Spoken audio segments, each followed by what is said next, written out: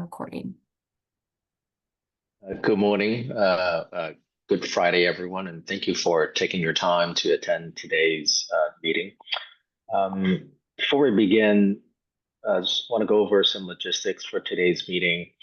As outlined in the 2024 Backlinking Act's Open Meeting Guide, members are required to appear visibly on camera during teleconference meetings, except if a member is unable to appear by video due to connectivity challenges. We ask that any members who are present with their cameras off to state their names and reasons for not being on camera. Additionally, if a CB member joins the meeting after roll call, make sure to raise your hand and virtually to notify the chair, me, and the public of their presence. If the camera is off, they should provide an explanation. CB members should also raise their hands when leaving and returning to the meeting if they will be absent for more than 5 minutes. As also noted on today's agenda, public comments during the meeting will be limited. Members of the public wishing to comment were encouraged to submit written comments prior to today's meeting to ensure that the committee would have time to consider those comments. The committee has received and read all the written public comments, so thank you very, very much for that. Also, Devin will attempt to call members of the public in the order that they appear and to facilitate, hearing as many members of the public as possible. I encourage you not to repeat points that were made by previous speakers.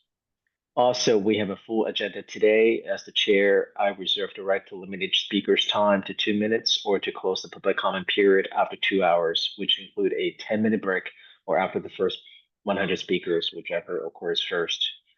Please also note that the staff will have on-screen countdown timer visible to all attendees during the duration of your public comments. The timer's 2-minute countdown will begin as soon as you start your comments.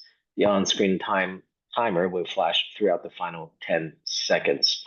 And for those of you who are participating through Zoom video, you should have a function for virtually raising your hand as a hand icon and should appear at the bottom center of your screen. If you wish to make a public comment, please click on that. And for those of you who are participating by phone, you may virtually raise your hand by pressing *9, and that's the star key and then the number 9. Before we go into the public comment period, I was just reminded that we need to take roll, and obviously that would be the most important thing we need to do first. So before we go into the public comment period, Devin, can you please take roll for us? Dr. Bolton?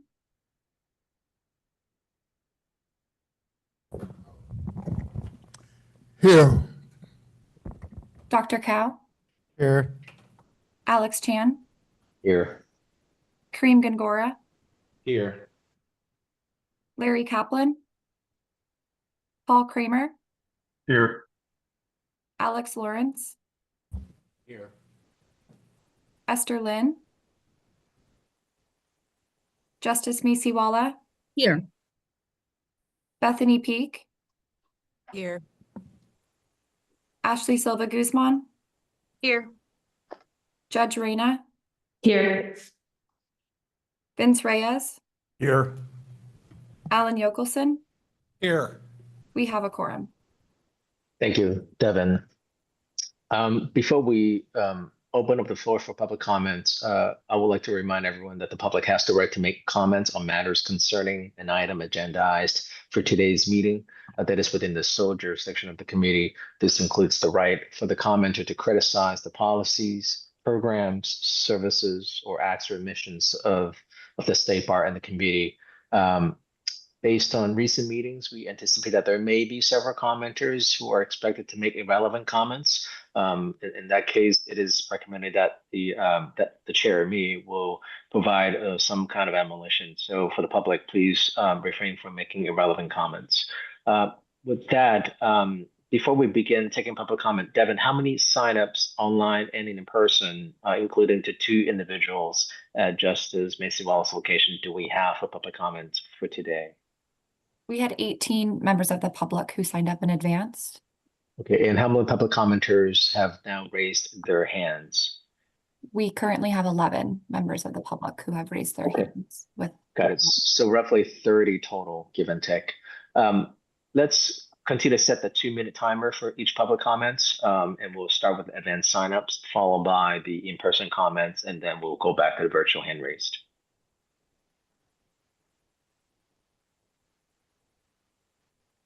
Our first member of the public who signed up in advance is Katie Moran, who I do not see in attendance. Our next public comment is from T. Hi, can you hear me? Yes. Good morning. Good morning. I'm a February 2025 test taker, and like so many others who took this exam, my continued employment depends on passing this exam. I'm deeply concerned by indications that this committee may limit relief to only score adjustments in a free July retake. While appreciated, these measures fall short. A free retake offers no remedy if we lose our jobs before July. That is why, at a minimum, I ask that this committee expand the class of 2020 original PLP program to February 2025 test takers and those who withdrew, alongside score adjustments in a free July retake. I believe that this committee and the State Bar is also referring to this program in the agenda today as PLP without pathway to licensure. For convenience, I will be referring to it as the original PLP, the name it was given in 2020. Original PLP is a temporary stopgap that allows applicants to stay employed at their current job while they prepare to retake the July 2025 bar exam. For those concerned about public protection, original PLP participants must still pass the bar exam with a score of 1390 to gain full licensure. Supervised practice is also required, and in fact, supervisors must be licensed in California for at least 4 years and actively practicing in the state under the current program. While the program would be available to all February 2025 test takers and those who withdrew, only those who can meet the strict supervision requirements would actually be able to participate in the program. In other words, only a fraction of February 2025 test takers and those who withdrew would be provisionally licensed through the expanded program. Additionally, the State Bar has proposed a fee increase if the original PLP program is expanded to February 2025 test takers and those who withdrew. Expanding the program and increasing the fee offers a way to defray the cost of the July 2025 fee waivers the State Bar has already given. Expanding the original PLP program is a win for everyone. It protects applicants from job loss, offers a new revenue stream to the State Bar, and safeguards the public. We have already lost so much time and peace as February 2025 test takers. Please do not allow us to lose our jobs too. Thank you. Thank you, Ms. T. Our next public comment is from a phone number ending in 999. I do not see them present. Our next public comment is from a phone number ending in 6173. who I also do not see present. Our next public comment is from Ryan Burnham. Hello, hi. My name is Ryan Burnham. I'm a February 2025 test taker. And I would just like to pose a question to the committee. It sounds like after the last meeting, you guys are waiting until scores come out to make a decision. And it seems like it feels like to many of us, you're waiting to see if the numbers match the historical numbers of exams that did not have the issues that these have. And I'd just like to know why waiting instead of approaching the Supreme Court. Thank you. Thank you, Mr. Brennan. Our next public comment is from Jan Wu.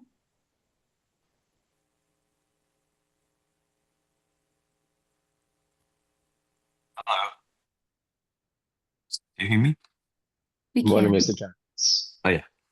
Good morning. I'm a career licensed attorney with over 10 years of practice experience, and I would like to share my experience as an in-person examiner during the February 2025 bar exam, specifically regarding the failure of the cut and paste function in the performance test. The PT is not meant to test memorization. It's designed to assess legal writing using the case file and library provided. But the exam software didn't allow me to view the library and answer window at the same time. And because the cut and paste function didn't work, I had to memorize legal rules and facts and manually retype them while switching back and forth between screens. That caused serious time loss and prevented me from producing a complete organized response.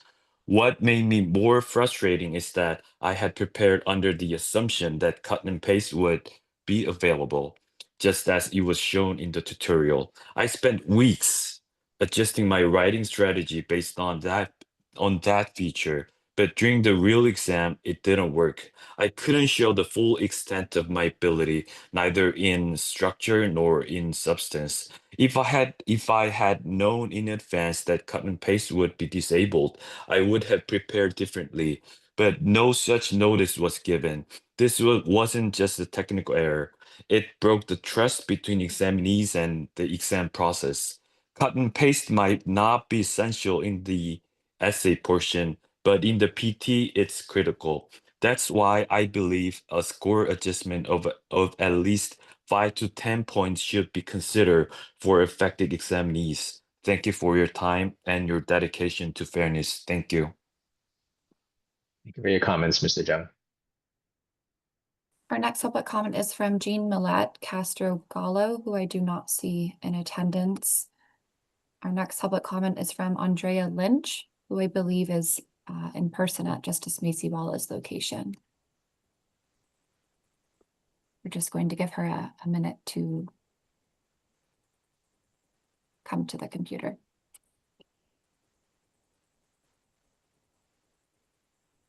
Can you hear me? Yes, good morning, Ms. Lynch. Yes. I missed 50 MBE questions because Measure Learning Proctor submitted my exam early. I did not qualify for retake. I spent countless hours studying, waking up at 4 a.m., going to bed late, and studying each weekend for 6 months because I could not take off from my full-time job. I missed countless events for my kids and husband, time I won't get back. I've used an additional 12 hours of vacation to sit in these meetings to get some resolve. We were told there would be swift solutions. There have not been. Instead, we sit and we watch as you shift accountability. There's little collaboration, and more shockingly so, each body does not even understand what it is responsible for. The inner workings of the State Bar have been on full display these past 68 days. It is evident that the bar must do some deep work within itself to be a cohesive body.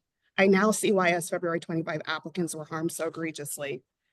While the bar figures out what it stands for, I do not want my discipline and diligence in preparing to go in vain.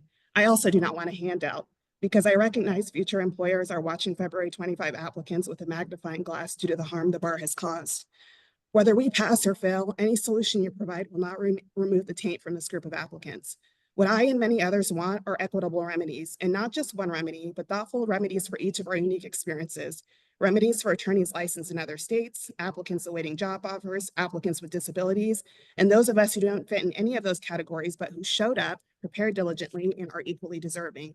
Judge Misiwala, I am tired, and I kindly ask that you and your colleagues consider remedies that are reflective of the pain and compounded anxiety that each of us has endured. To me, this includes two things: adopting the Pathways to Licensure program for those who fail, and adequate and meaningful scoring adjustments for everyone. Thank you for your time and consideration. Thank you for speaking with us, Ms. Lynch. Next public comment is from Tamara Sack. Good morning, members. Are you able to hear me? Yes, Ms. Sack. Good morning. I took the Attorney California Bar exam in February of 2025. And while I echo and stand in unity with the prior speakers and what they had to say, I respectfully am addressing the board regarding the remedy of a fee waiver. It is my understanding for those of us who are not successful on the February 2025 bar exam will have the opportunity for a free bar exam in the next administration, which would be July 2025.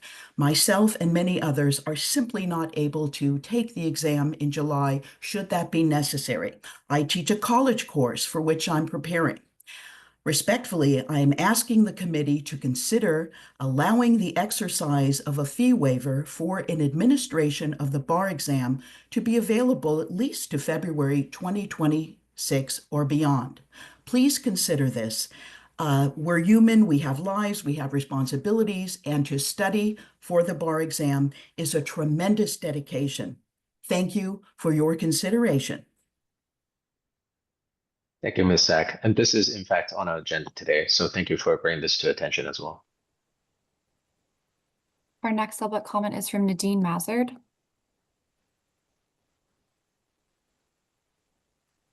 Hello, I'm a first-time attorney exam taker for the February 2025. I'm also admitted in other jurisdictions.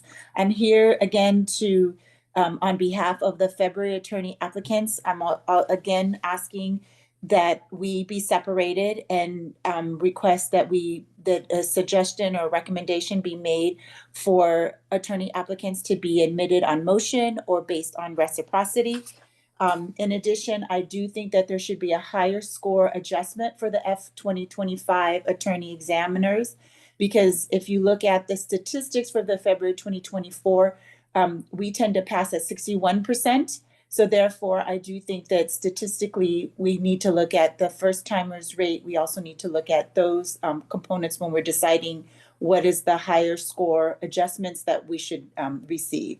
I'm in agreement that we should get fee waivers, and those fee waivers should be up until at least July 2026, or at whatever time a person would like to be able to retake the exam. I also do think that there should be a monetary reimbursement. In fact, I would ask for a refund of all the attorney applicant fees we paid, but at minimum, that computer and laptop fee that we paid. I also do think that we should get waived for the future for FY25 admission costs to come to the bar, or annual bar fees for the first year, because at this time, I don't see anything that has been presented to the court except a provisional licensure, and that does not work for attorneys. And I also would suggest that in the future, there needs to be some sort of a look again, or relook at the whole idea of reciprocity and changing the legislation and the statutes. Thank you. Thank you, Ms. Mizard. Our next public comment is from Julio Cressy.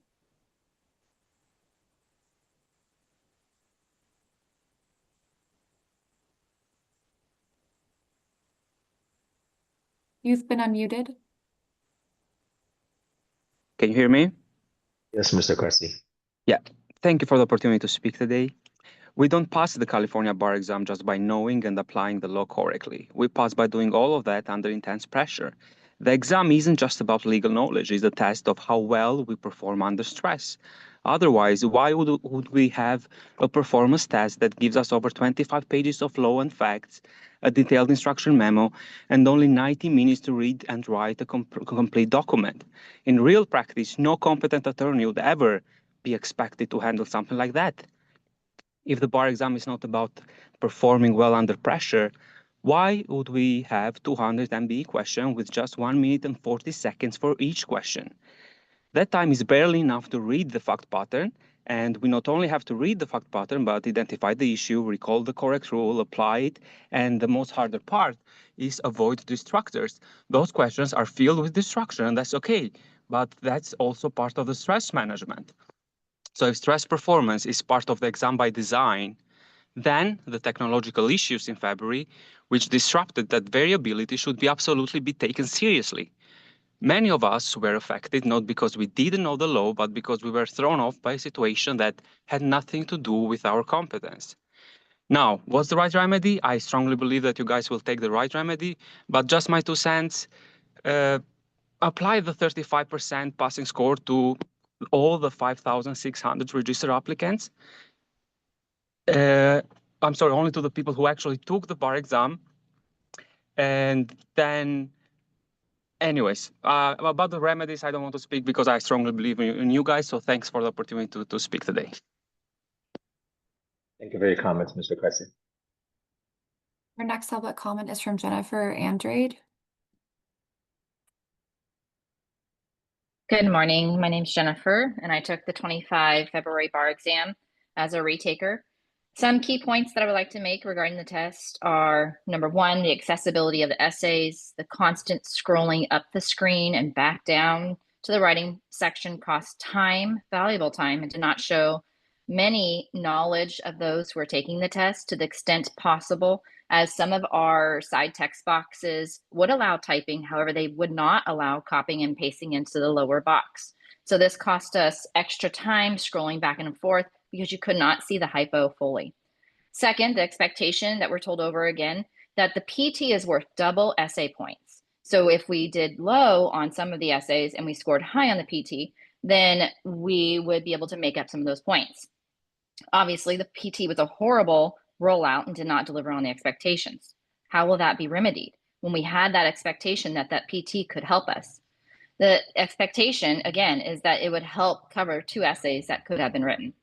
The waiting on the rollout on scores on the second and not actually finding out if you'll be given points additionally yet is ridiculous. We should not have to wait months to figure out whether or not we've actually passed. And if we have not passed, are we going to get the additional points awarded? What is the remedy? So we're forced to go back into studying when we possibly could pass after being able to find out what the Supreme Court actually decides to do. This forced us to waste time studying and taking time away from our families yet again, money, repaying for all new programs to start studying all over again when we could actually pass, but we just don't know yet because we haven't had any transparency on what this actually is going to be. We also have a lack of transparency over the experimental exams. And then I would also like to know the psychometrician, what other exams has he also done so we can get some evidence? Ms. Thank you. Andre. Next public comment is from Celine.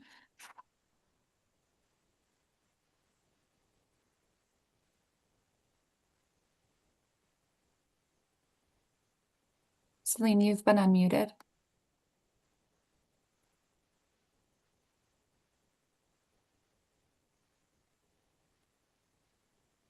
Our next public comment is from Norman Xavier. Hi, can you hear me?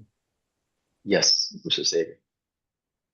Good morning. My name is Norman Xavier, and I'm one of the many examinees impacted by the February 2025 bar exam.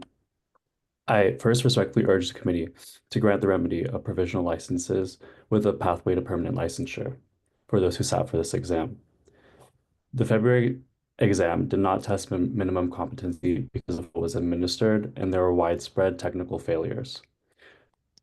I personally lost critical testing time because of proctor miscommunication, and further, a lot of us were misled about what tools we would be able to use on the exam.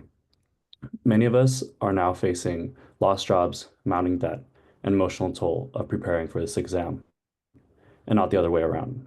Adjustments may estimate numbers but cannot repair the stolen time and lost opportunities for those ready, willing, and able to serve California. It cannot fix the real damage caused by an unfair exam, and not by a lack of preparation. This committee must recognize and respond with a fair remedy. I urge you to please grant real scoring relief, create a provisional path to permanent licensure, and to protect the future of those who have earned the right to practice. Thank you. Thank you for your comments, Mr. Savior. Our next public comment is from Ellie Chin. Can you hear me? Yes, Ms. Chen. Hi, members of the committee. My name is Ellie. I sat for the February 2025 bar exam as a working mother. I have to say I have sacrificed, my family and I have sacrificed deeply to pursue a legal career and to get to where I am today. I want to share my personal experience because I believe that the technical failures that I experienced is not widespread or is not being talked about enough. So I approach the February exam with focus and dedication and hope. However, on exam day, when I got to the performance test part, the icon used to access the library file and document was missing. So in other words, I was not able to look at the library file. I do not know. I have saw the instructions because that was displayed on the exam platform, but because I had to click a button so that I can access the PDF file on a separate tab, I don't have that button. So that button was just completely missing from my exam platform. I obviously panicked. I did not know what to do. I raised the issue to my proctor. She was extremely untrained. She did not know that we have to have the library file to even complete the PT part of the exam. She told me to continue without the library. And as a result of that, I lost 20 minutes because she did not pause the timer on time. By the end, after being passed between 4 different proctors, I was able to complete the PT part, but I lost over 20 minutes. That's a quarter of the test. And other examinees was able to complete the test in full 90 minutes. I just want. Thank you. Thank you, Ms. Chen. Also, I have read your public comment in advance. Thank you for your moving story. The member has taken notice, so thank you. Our next public comment is from Farah. Hi, can you hear me? Yes. Okay, thank you. So thank you for holding this meeting and giving us the opportunity to be heard. I truly hope that the board and this committee will implement a fair and meaningful remedy for all affected. But today I want to take a moment to speak about a particular cohort, specifically those of us who are retakers who had received a second read on a prior administration, such as July 2024, and came very close to passing. This group, those who were nearly about to pass, who had proven we were within reach, have been uniquely impacted by what happened this February. Retakers are often overlooked or unfairly stigmatized in discussions around bar performance, but I can assure you, we are some of the hardest working, most committed individuals sitting for this exam. I know this firsthand. After receiving a second read in July 2024, I dedicated myself to assuring I could pass in February. I identified my weak points, fine-tuned my strategy, and did everything I could to ensure that February 2025 would be my last bar exam. Being that close was my driving force. I'm not saying I expected to pass. None of us ever walk into the bar exam with guarantees, but I walked in with more confidence than before. I knew I had a real shot. I adjusted to the new format, even though the software and changes to the essays and multiple choice layout were different. I experienced some tech glitches during the essay portion, but it was during the PT where everything fell apart. The technology issues I had faced during the PT shattered my focus and my hope. I sat during the exam and began to cry because I knew in that moment I'd have to go through this whole process again because of a matter that was out of my hands. After months of studying, living without income or insurance, putting everything else on hold to study for this test, I watched it slip through my fingers. If there had been an opportunity to retake days later, I would have taken it. This is how much it meant to me. I don't have access to the exact statistics, but I imagine that retakers who receive a second read and fall just short of passing are most likely to pass on their next attempt. Please consider our previous scores and help us out. Thank you.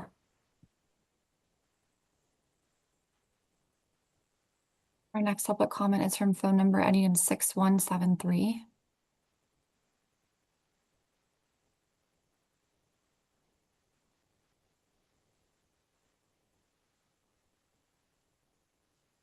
Hello. Good morning, members of the committee. My name is April Reese, and my comment is for the closed session, item number 3.13, the administrative review of my moral character case. I understand that this review is done de novo, and I hope that is the case. For some background, I graduated from law school in 2019. While I was I was a single parent of a special needs child. I graduated. I had 3 jobs at the time. I took the 2020 bar exam in October. It was originally scheduled for July. I successfully passed that. After doing that, I took the NCBE test just this past November 2024, and I successfully got past that as well.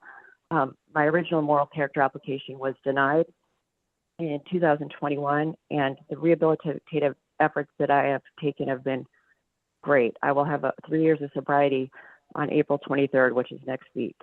And according to the presentation that Mr. Lane provided to the examiners on October 11th of 2024, Mr. Lane states, the ultimate issue is whether the applicant currently possesses the good moral character required for an attorney, not the applicant's past moral character, but their current moral character, because not looking at the applicant's rehabilitative efforts is missing an important variable. My efforts are not only have I been sober, but since that time, I took a job as an administrative law judge in another state. I did that for 2 years. Another one of my judges that was a coworker wrote a letter in my support, which I don't believe was considered in my recent informal interview. Also, I do volunteer work for Alcoholics Anonymous. I've done over 200 hours so far. I answer the phone for a 24-hour period, directing anybody to meetings or giving them any support they need as they try to get sober. So I do believe that I have the moral character. My criminal record has been scrutinized, and you can see, because I was a juvenile probation officer, I don't have any criminal problems. I just had litigation. Thank you for your public comment. Thank you. Our next public comment is from Tonya.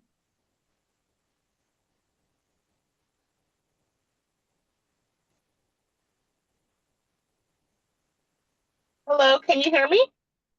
Yes, Ms. Tanya. Hi. Okay, so first of all, thank you so much for allowing us to have public comment. As you all know, we are a part of the public as past bar examinees. I took the February 2025 Cal Bar exam. I also took the November 2024 experimental exam. Some of the issues that showed up during November also showed up for the February 2025 exam. Because I had taken the experimental exam, I was prepared to take physical evidence of any blunders that occurred because I had that experience during November. So I went into action and took pictures of the conversations between myself and the proctor of all of the mishaps that happened during my exam, as well as the technical issues. And I sent that information in, and I truly hope that that is going to play a part in how I'm graded, because it is actual evidence. I know that you all are looking at the psychometrician's recommendations, but that is regarding internal consistency. And that only evaluates how well the questions fit together. It doesn't address fairness of administration. That comes through external validity, defined as fairness and generalizability.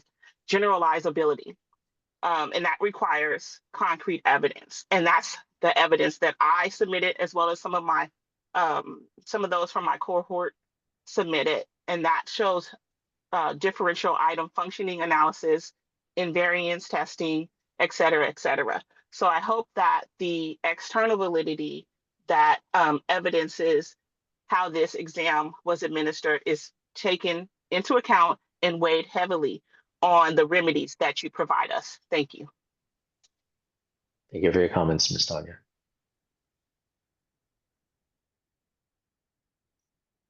Our next public comment is from Jessica Ditch.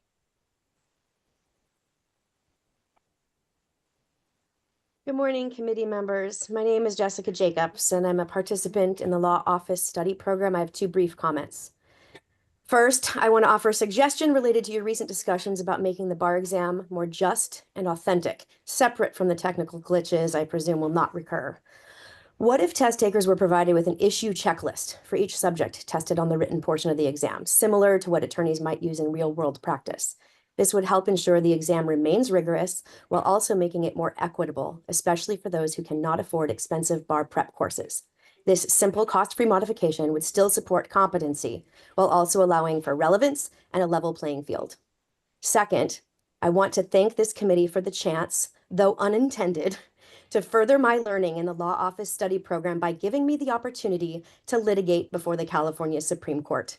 I hope my 117-page pleading sufficiently demonstrates my learning, and because I wish to continue this experiential learning process, I respectfully and formally request that your discussion of my case be held in today's public session, and thus I waive confidentiality. If the board can please answer that request to have my case discussed in public session, I would really appreciate that now. Thank you. Thank you for your comments. Our next public comment is from Zach DeFazio Farrell.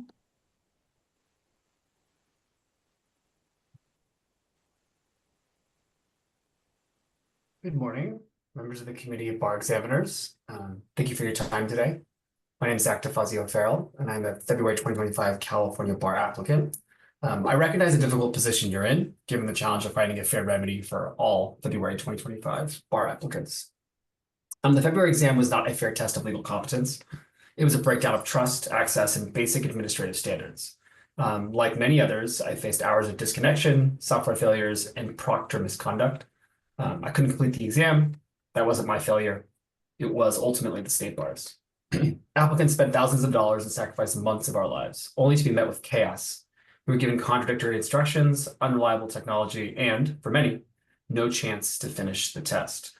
Studying for this exam takes hundreds of hours and thousands of dollars in prep costs, lost income, and professional delay. Forcing applicants to endure that again, through no fault of our own, is not just unreasonable, it's unjust. I've now been through this process twice. Being asked to go through it a third time under these circumstances is unconscionable. We are asking for what is fair. Provisional licensure without a retake requirement for non-attorney applicants, full licensure for attorney applicants, and long-term reform, including permanent alternatives like the portfolio bar exam.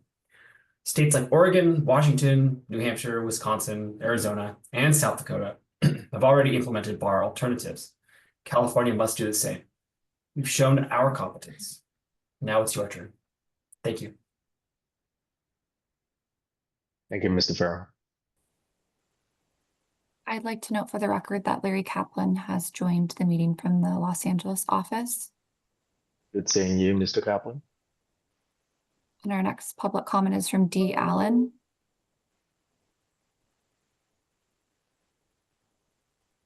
I'm here to speak on the behalf of examinees who were approved for ADA accommodations, but were not given the time that they were entitled to. I was one of them. I did not receive my approved time, which meant I could not take the exam on equal footing. This was not a fair exam. Despite sending multiple emails and calling weekly, I only received general responses. Direct outreach to staff went unanswered. The accommodations department, although extremely kind and nice, has since said that they have information regarding those of us who were not granted our additional time. But we still don't know what, if anything, is being done to make this right. Can someone please address those with accommodations that did not receive them? Some of us cannot retake the exam in July. Some of us live out of state and even out of the country. And traveling to California is simply financially not possible for all of us. Most of us took off of work to study for this bar. I implore the board to acknowledge what happened to those of us with accommodations that were denied and provide a just remedy for all examinees affected. That would be a pathway to our license. Thank you. And please address the accommodation issue. Thank you, Ms. Allen. Our next public comment is from phone number ending in 4439.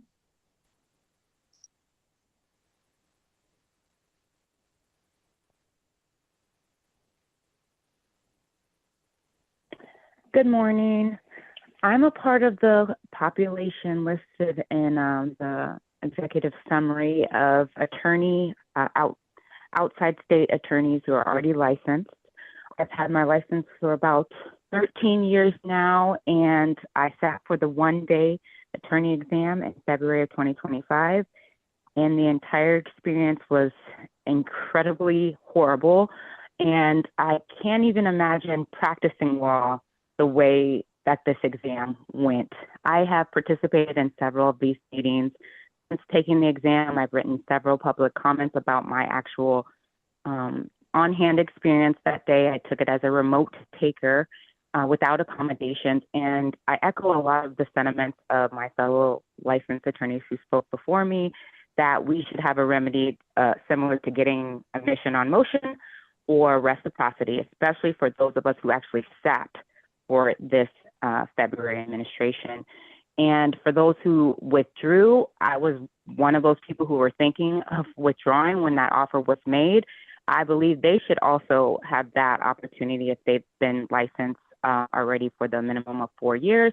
They should also get admission on motion or reciprocity. I think that's the simplest, at a bare minimum, solution you could offer to those of us who also, you know, we pay more to take the attorney exam in California. We pay, well, in my case, over $2,000, and then I have to pay prep course costs. All of those things should be considered when taking into a fair and appropriate remedy for this population. And my other fellow test takers, first timers, retakers, we all should have a fair and equitable remedy, because this exam was well below what it should have been. And I really appreciate your time and taking these remedies into consideration. Thank you. Thank you for your comments. That concludes the members of the public who signed up in advance to make public comment. Are there any members of the public at a notice location that wish to provide public comment?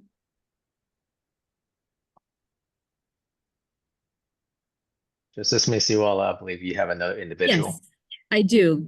She's coming to the podium. Just a minute. And please don't start her time until she gets here.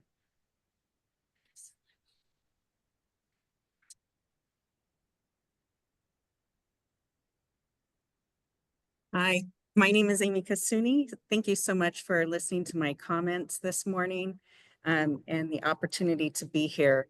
I just wanted to express my concern that there is a remedy being considered after the release of the test results on May 2nd.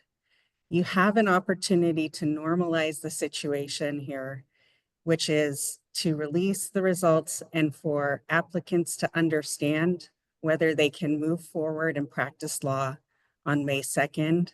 I would ask that you consider that moving forward, that we know on May 2nd whether or not we can continue to or have the opportunity to practice law as of that date. Thank you so much. Thank you for your comments, Ms. Dede. And thank you for all the commenters who are appearing at physical locations. We really appreciate your attendance. We will now proceed with those who have raised their hand on Zoom. Our next public comment is from Terry Elliott.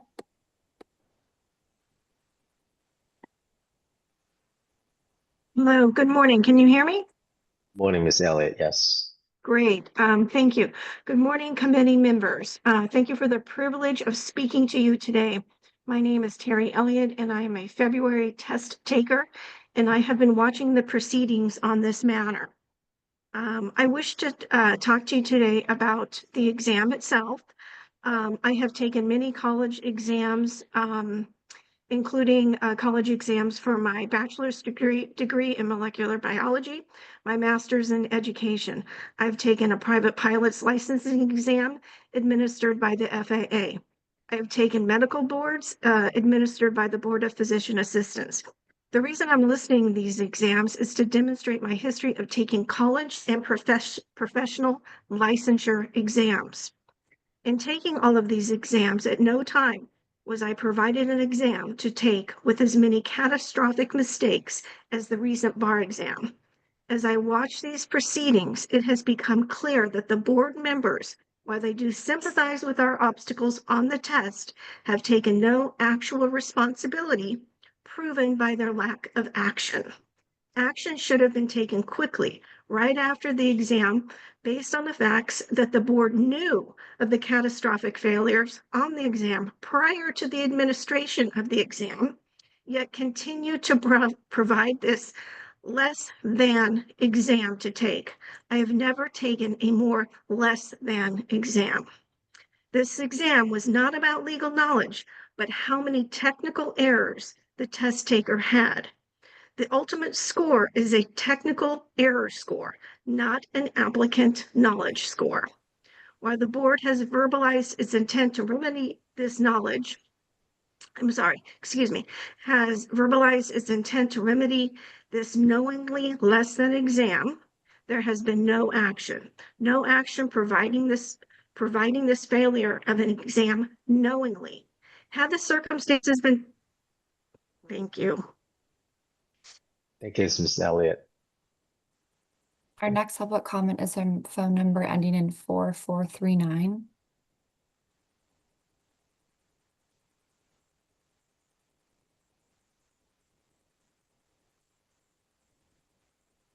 Hi, I already gave my comment. Thank you. Our next public comment is from Ray Hayden. Hi, good morning. I have a couple of comments here. I feel the current PLL program members, the ones who've already been there for like a number of years, who are still in good standing, those people should be directly admitted to the bar and by Cal Supreme Court because they created that problem and didn't have that fix at the end. And I think the Cal Bar should stand up behind those people who have been paying the price day after day after day of having to be perpetually ready to take a bar exam that they had to pass. With that note, the new PLL program, if approved and moves forward, it should move forward without the need to pass the bar exam because people are actually practicing law. And as any of you know, you all do, that the bar exam is nothing like the actual practice of real law, especially for somebody who's had a couple of years experience. Alex Chan discussed the admission on motion during the Blue Ribbon Commission. I remember things that are unbelievable. And I hated to sound like Trump on that. And I still can't pass the bar, right? So it's kind of funny to me.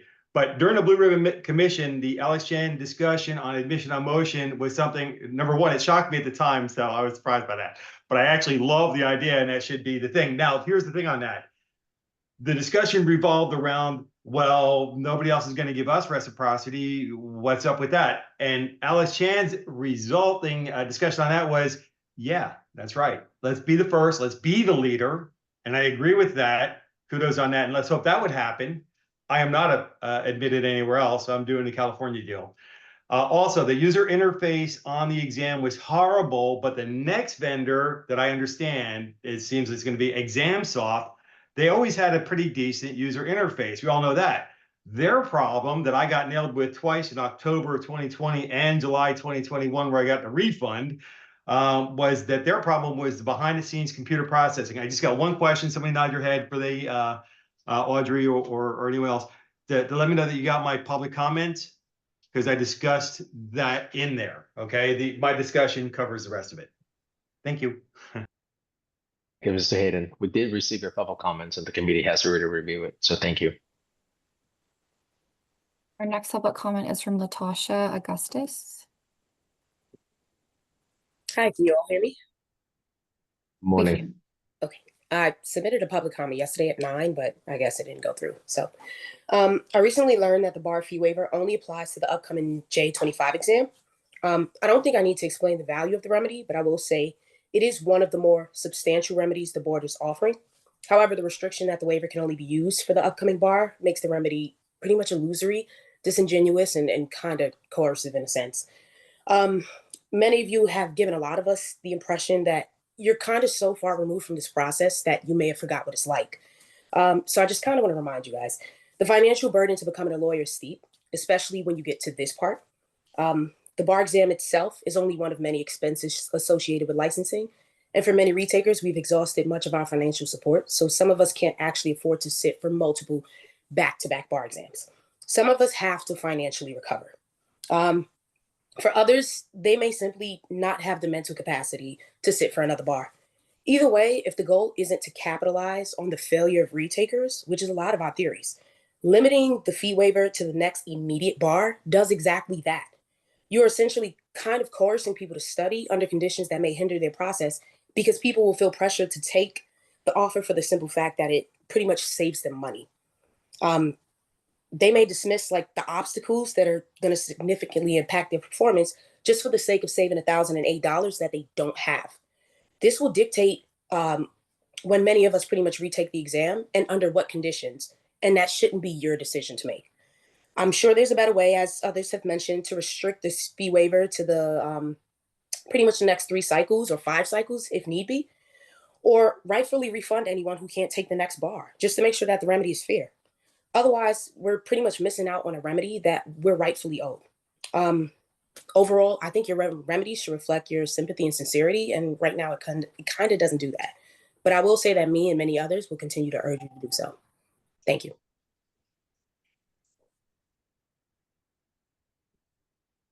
Next public comment is from Benjamin Cohn. Hello. I wanted to first address a closed item session. It's a closed session item, agenda item 3.9. I want to thank you for agendizing this. I have commented at several past meetings about the issues that I've been advocating be addressed that this item relates to, and now it is before you. I understand that the California Supreme Court's parameters do not allow for a remedy at present. That is true for a lot of the remedies that everyone agrees needs to be done for February 2025 as a whole, not just the November 2024 bar exam experiment. And it was brought to my attention in outreach to you that because you are acting rather than recommending to the California Supreme Court on the precise amount of points to give to experiment participants at this meeting based on the existing parameters, that it would be hard for the state bar to take action to petition the court for this remedy, given that that's not the larger part of how you're responding to the participants. I think that just means you can't do it in the same agenda item, but now that you have both issues on the agenda, you can act on what you have authority to act on now, and then you can also decide what recommendations the California Supreme Court should be provided. I'll remind you that the California Supreme Court has stated that they expect the CBE to be their primary guide and steward in the bar exam process and to raise these issues. And if applicants are going to have to petition the court themselves and take an unfair burden for a harm that the state bar has acknowledged, the court will notice that, and it will cost the state bar goodwill if it sees that applicants have been forced to petition on issues that the court believes the state bar should have brought in this committee, and specifically should have brought to its attention in the first place. And so I urge you to make a resolution during that item 3.9 to allow those who were facially denied an opportunity to be considered for their testing accommodation requests as of the first time the experiment was approved, based on your timelines, to be able to get, if not the full 40 points, the maximum number of points that they could have potentially gotten based on what you award to other applicants who did participate in the experiment, and make a petition, the recommendation that a petition be made to the court to that effect. There was also too much variance in the types of harms February applicants suffered for the current psychometric remedies. Thank you. Thank you, Mr. Cohn.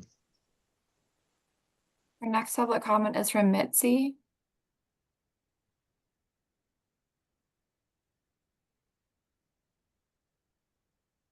Hi, good morning. Can you hear me? Good morning, yes. Good morning. My name is Mitzi Kushum. I understand that the scoring decisions and the exam material have to be discussed in closed session to protect intellectual property. I am not asking you to violate that, but what I'm asking is what we all deserve is proof that the decision is made behind those closed doors are actually fair. Right now, we have nothing, no raw scores, no transparency, no way to evaluate how the psychometrician adjustments were applied or whether they reflect what really happened on exam day. You've given us numbers, but no accountability. So how can we trust you? Somebody mentioned 60 days have passed and we still have uncertainty. The only meaningful remedy is a path to licensure without retaking the bar exam. However you see fit that path, however many years. Some of us don't really care. I understand that licensed attorneys in other states need a different remedy, and I understand all that, but right now it doesn't feel like we can trust you. We showed up, follow the rules, and endure a system that broke around us. If the board really truly cares about fairness and public protection, you will give us a path forward, not another barrier. Thank you. Thank you. Our next public comment is from Julie.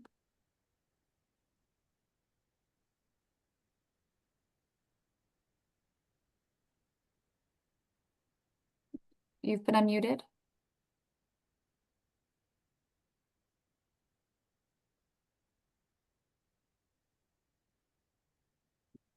Our next public comment is from Q.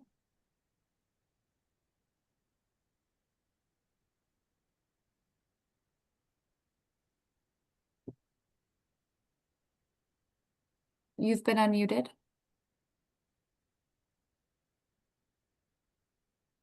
Good morning. Can you hear me?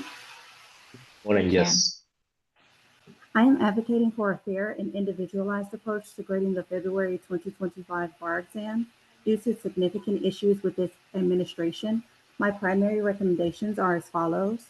The lowest scored essay should be dropped from grading, and if the lowest essay is the performance test, the highest scored essay should count 3 times, once for the actual essay and twice for the drop PT. This ensures the written exam is graded in the light most favorable for the applicant. Essay scores should not be imputed. It is inappropriate to guess or assign a grade for an unwritten or incomplete essay. This practice does not accurately assess competency and serves as a gatekeeping tool restricting access to the legal profession, which is contrary to Cal Bar's mission.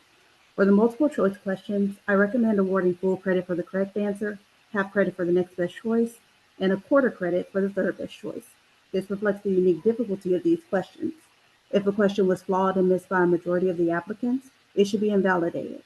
The applicants who answered it correctly should not be penalized. Since the February 2025 questions were uncalibrated, scaling should not occur as scaling of exam results relies heavily on the calibration of test items to determine their difficulty level. If the questions are not properly calibrated, the scaling process can lead to unfair score adjustments. Given that the February 2025 multiple choice questions were administered for the first time, there is no prior data to calibrate their difficulty. Instead, the raw score should be used for each applicant. If an applicant would have passed with a 50-point addition in prior attempts, and they sat for the February 2025 exam, they should be granted a passing score. These suggestions are necessary to ensure fairness and restore confidence in the bar exam process. I urge Cal Bar to take these steps to provide an equitable and just outcome for all affected examinees. I have submitted a written comment that further details each recommendation and strongly encourage you to read it. Thank you for your time and consideration. Thank you, Ms. Q. Next public comment is from Robert Morale. Hey, good morning. So I am another attorney taker admitted in a couple other states, and I'm not going to, take the time to reiterate all about the experiences. I'm sure y'all have heard about it over and over again. I was there till near 8 p.m., which at least one of you, I think, can personally attest to, as you were there with me. I just want to reiterate what someone else said before, that the attorney takers, our relief needs to be different than non-attorney takers. I mean, in many ways, we're taking a different exam, right? So, I mean, I think what makes the most sense for attorney takers is reciprocity. I mean, we've been practicing for years. There's a real need for legal services in California. Why not go ahead and cut us loose so that we can offer what is a needed service to a population that needs it, needs experienced attorneys. But alternatively, it is a fact that attorney takers, especially first-time attorney takers, pass at a much higher rate than non-attorney takers. So I think any type of adjustments to the scores should reflect that. Because I said, in many ways, it is a different exam. So the remedy should reflect that as well. Thank you. Thank you, Mr. Morale. Next public comment is from CJ Huck. Hi, good morning. Can you hear me? We can. Okay, thank you. So as Mr. Chan stated at the beginning, I don't want to repeat a bunch of things that people have already said. I just wanted to put it out there. I was an accommodated test taker, a retaker, because I took it in July 24 as well. When I was applying for the accommodations, I was canceled twice, and I ended up spending, I don't know, 8 hours on the phone on hold trying to figured out where I was even going to take the exam. It really cost me significant study hours, but anyway, but due to those accommodations, in July 24, I narrowly missed passing by like 44 points. And I think that was due to a bubbling error on the Scantron because my hand was in a cast and I couldn't properly fill in the bubbles. But anyway, I just wanted to suggest that, past scores be taken into consideration. I think I heard they might be, but I don't know. And also, why is this particular field retesting the entire test and not like other professional license and tests requires people to only retake the area they might have not passed previously, if that makes sense. It seems like this test is for minimum competence and that we're tested over and over on the entire in the entire field. Sorry, I'm losing my thought process, but the last thing I'd like to say is I think hard copies should be provided where we can mark them up, make notations in the margins and whatnot. And some of us are not maybe as technically inclined as the newer generation is, but I just think that is something that should be considered. Anyway, thank you for your time. Thank you, Mr. Huck, and we'll make sure to consider this. Our next public comment is from Steve H. Can you hear me? Yes, good morning. Good morning. Hi. You've heard all these comments about people's experiences, so I'm just going to cut it short and talk about the numbers because I'm referring to a comment by one of your trustees, Mary. She talked about the 35% being taken into consideration. And I want to tell you guys that that number should be arbitrary in your factor because what you're doing is you're looking at what people in the past have done and you're applying it to us with different circumstances. The other thing I want to talk about is these two attorneys talked about the need for legal services in the state. The state of California has a very low bar pass rate compared to the rest of the country. I went to law school in Ohio and my friends, they took the July bar. This is my first attempt taking it in February. They had a 75% pass rate in the state of Ohio. Our state had a 53%. That's a 22% discrepancy. We have 297,000 bar members and 41 million people in this state. So that means that only 100 out of every 141 people, one attorney is available. You guys need to do better about the bar pass rate in the state. This state is a progressive state that cares about poor people, but there's a lot of people who cannot have access to attorneys and can't afford them. Prices for attorneys are very high because there's so few of us. So think about that. Think about that. If we're truly progressive and liberal, by the way, I'm not political at all. I don't align with any party. But if we're truly liberals and progressives in this state, we should think about this. That's all I got to say. Thank you, Steve. Thank you for your comments. Our next public comment is from Laura.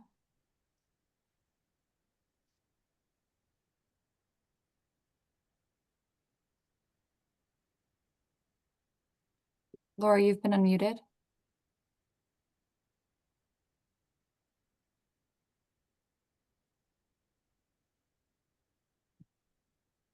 Our next public comment is from Laura Price.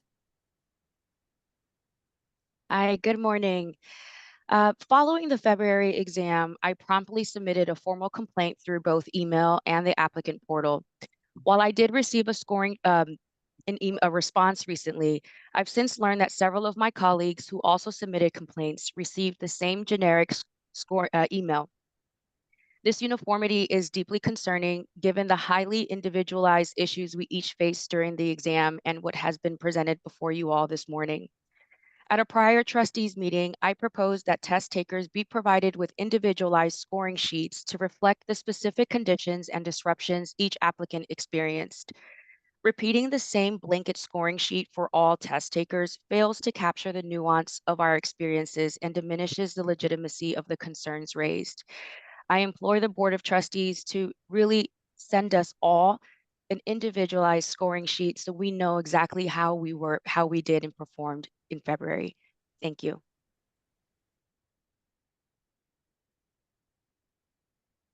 Next public comment is from ICC.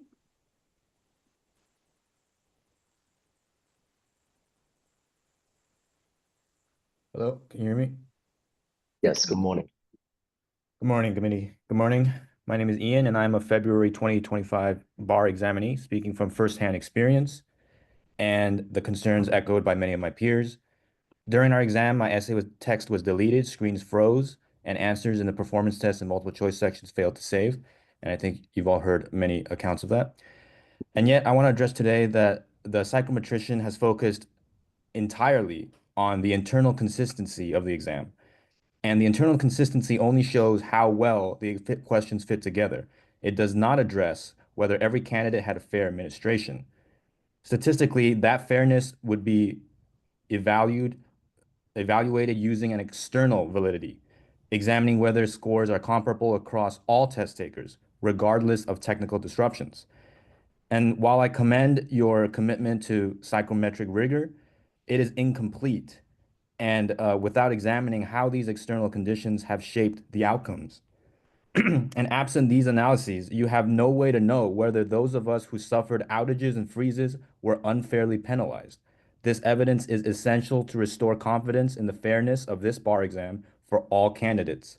I reiterate, internal reliability alone for the questions cannot tell you if scores reflect legal knowledge or are simply accidents of technology. Before you declare this February exam as fair, please require your psychometricians to address and present their external validity evidence and the tests they conducted on external validity and explain how they verified that those technical issues did not bias or did bias our results. Thank you. Thank you, Ian. Our next public comment is from Steve Haddadin.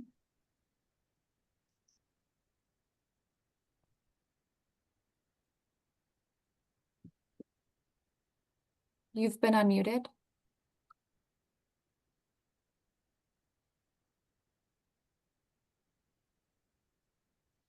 Our next public comment is from Adina Cole. Hi, this is Adina. Am I heard? Yes, good morning.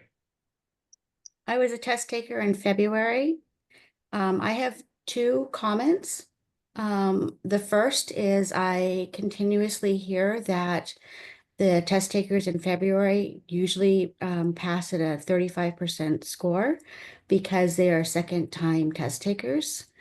I'm deeply offended by that the way that that is communicated is that second-time test takers are less than. We are not. I took the July bar and under horrible circumstances due to health and other circumstances that I had no control over. I almost passed, but did not. I am not less than. I don't understand why the score would be lower because people are second-time test takers. So when you communicate that, please communicate that in a more positive way. We are not less than. Second, this is a real question. It's not rhetorical.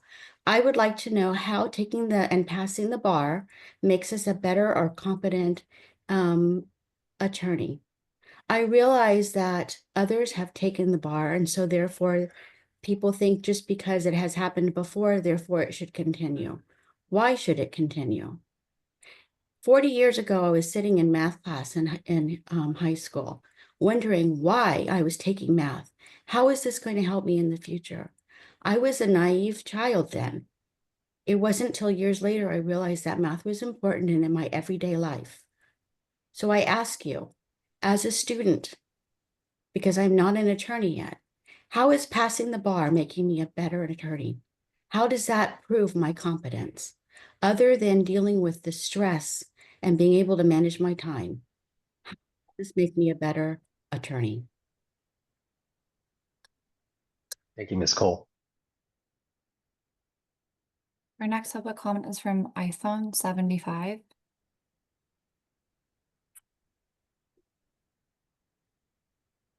Can you hear me? Yes, good morning. Good morning. I am speaking today as provisionally licensed lawyer in California who was impacted by administration of February 2025 bar exam. I hold advanced legal degrees including JD and PhD. I've been working full-time under provisional license handling real legal matters with real consequences. I appeared in court, drafted pleadings, and I fulfill every responsibility required of a licensed professional. At that time, I spent months studying for this exam, after work, on weekends, every free hour, because I knew what was at stake. But despite all the preparation, I was denied a fair opportunity to complete the exam. On the second day, I experienced critical technical failure that made it impossible to access the performance test. The file simply wouldn't open. I lost time and composure. There was no effective support, no way to recover the lost opportunity, and no remedy offered since. And the problem didn't stop there. The multiple choice section included vague and confusing questions that didn't align with any of the study materials.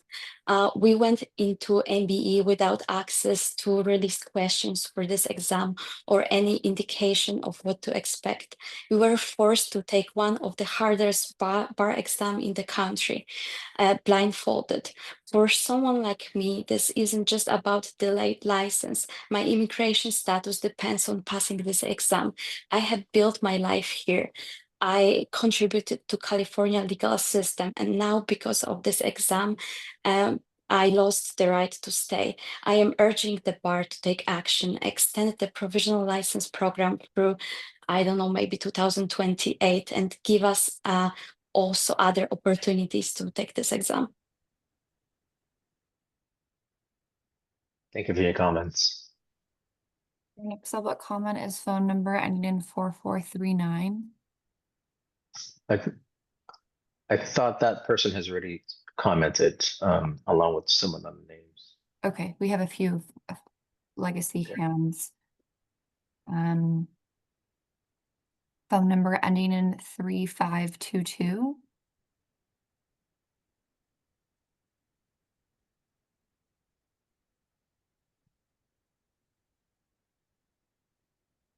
Hello? We can hear. Hello, I'm speaking today to advocate for essential transparency regarding the psychometric evaluations affecting our recent bar exam results. It's come to my attention that many applicants have been informed that key factors, specifically applicants' law school GPAs and number of attempts taken to pass the bar, have been included in the psychometric assessments. These criteria raise significant concerns. They seem both unfair and irrelevant to evaluating an applicant's performance, particularly in light of the unprecedented and challenging circumstances surrounding the February 2025 bar exam. This exam was met with considerable adversity, and it is imperative that our evaluation methods reflect a fair assessment of that unique experience. I'm calling for the CBE and the State Bar of California to publicly acknowledge whether these two factors were included in the psychometric evaluation. If they were used, I respectfully demand that the psychometrician publicly clarify how including these factors do not introduce bias into the process. We must understand their rationale and justification for potential discrimination practices. Conversely, if these factors were not considered, I respectfully demand publicly available reassurances to be made that show that the evaluations are conducted fairly and without undue prejudice. Transparency in this process is essential in ensuring that all applicants are treated equitably. I urge you to prioritize this issue and provide clarity to the February 2025 applicant. Thank you so much. Thank you for your comments. Next public comment is from Ann Park.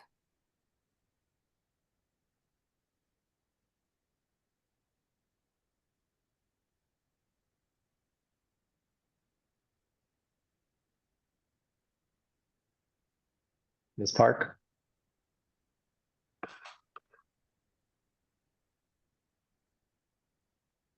Hello.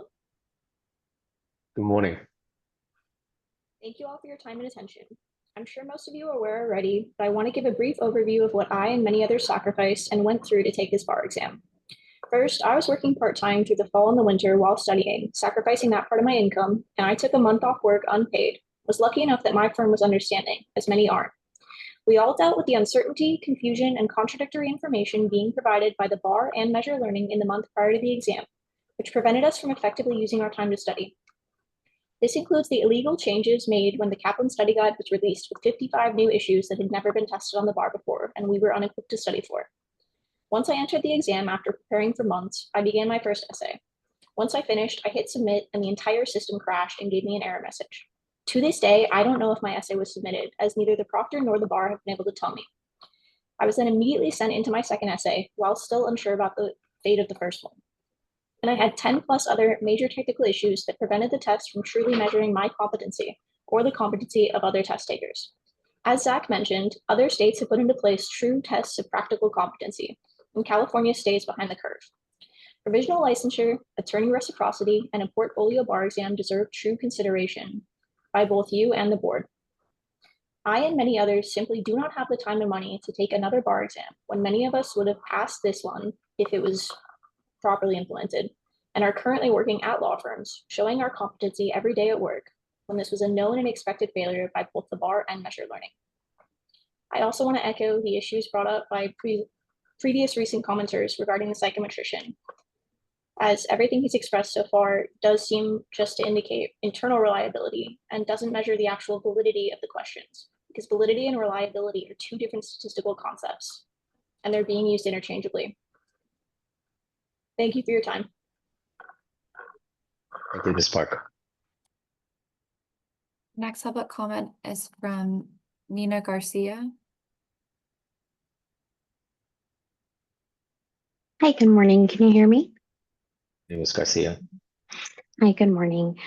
I'm an attorney that has been barred in Nevada for the past 2 years. I fall in a unique cohort of newly licensed attorneys that have not been able to take the attorney bar exam just yet, but several, including myself, are also retakers. So it is extremely difficult to already be actively practicing in another state and then take time off to properly study for the bar, even if it's just a week, 2 weeks. And as has been previously mentioned, writing for the bar exam is distinctly different than writing in actual real practice. Therefore, I would like to respectfully request that the board consider extending the fee waiver for those of us that will not be able to retake time off to retake July if need be. While some might say I've seen comments that that's an issue with your employer, the reality is many individuals rely on their employers for their livelihood and can't simply jump and find a new employer for the purposes of studying time.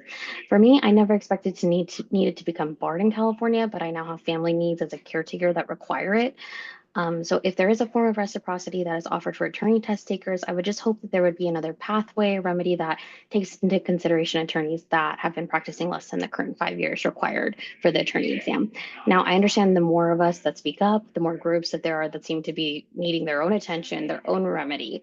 I believe this is analogous, though, to the sentiments that have been repeatedly expressed, where each test taker of course, face their own extreme variance when it came to technical issues, time loss, proctor interruptions, etc. So, of course, if the board is unable to analyze each issue in isolation, then I ask that there be a remedy that recognizes collectively the cumulative prejudicial effect on everyone. And I think that starts by allowing any test taker to use their fee waiver on any future exam. Of course, some sort of statute of limitations can be set like within the next 2-3 years, but that would be what I ask of the board respectfully. Thank you so much. Thank you, Ms. Garcia. Our next public comment is from Michael Pertobi. Hello, can you hear me? Morning, Mr. Patovi. Hello, so my recommendation, so here's the thing. I realize that everyone's issues, the technical difficulties on the state bar from the last exam range from all different sorts, whether it was couldn't logging in, could log in, lost time, blah, blah, blah. I think the only possible remedial measure would be potentially lowering the passing score. I know that that sounds ridiculous, so here's what I think could be a reasonable suggestion. Since you guys promised an up to a 40-point boost for people who took the experimental exam last fall, my recommendation would be maybe anyone who got a 1350 maybe at least, which is 40 points from the passing score of a 1390, could apply for a portfolio exam or provisional licensure. I think that 40-point gap is reasonable considering you guys already promised the 40-point boost that I don't think you're going to hand it to us. So, and you guys are already talking about potential remedial provisional licensure. So that should be my recommendation, that 40-point gap right there. Thank you. Thank you, Mr. Patodi. Our next public comment is from Julie.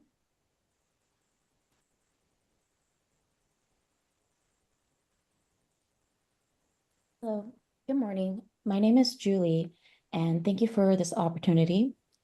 In considering remedies, please do not discriminate me because I was a remote test taker. My equipment was brand new, had ample storage, it was equipped with high-speed internet. However, I share the same issues as in-person test takers. So if you consider in-person test takers certain remedies, you should also consider the same remedies to remote test takers. In July 2021, for minor glitches, you awarded about 40 points. In October 2020, for minor issues, you allowed over a 60% passing rate, but only 20% were affected. Now in February 2025, the major issues faced by almost all test takers must be resolved with greater remedies than that of the past. Raise the pool of passing, give additional points, allow the psychometrician to help us, not to harm us. View us as if we are your own son, daughter, niece, or nephew. Make our case to the Supreme Court on our behalf. Board of Trustees, we trust you. Thank you. Thank you for your comments, Ms. Lee. Our next public comment is from Shelpa. Hi, can you hear me? Yes, good morning.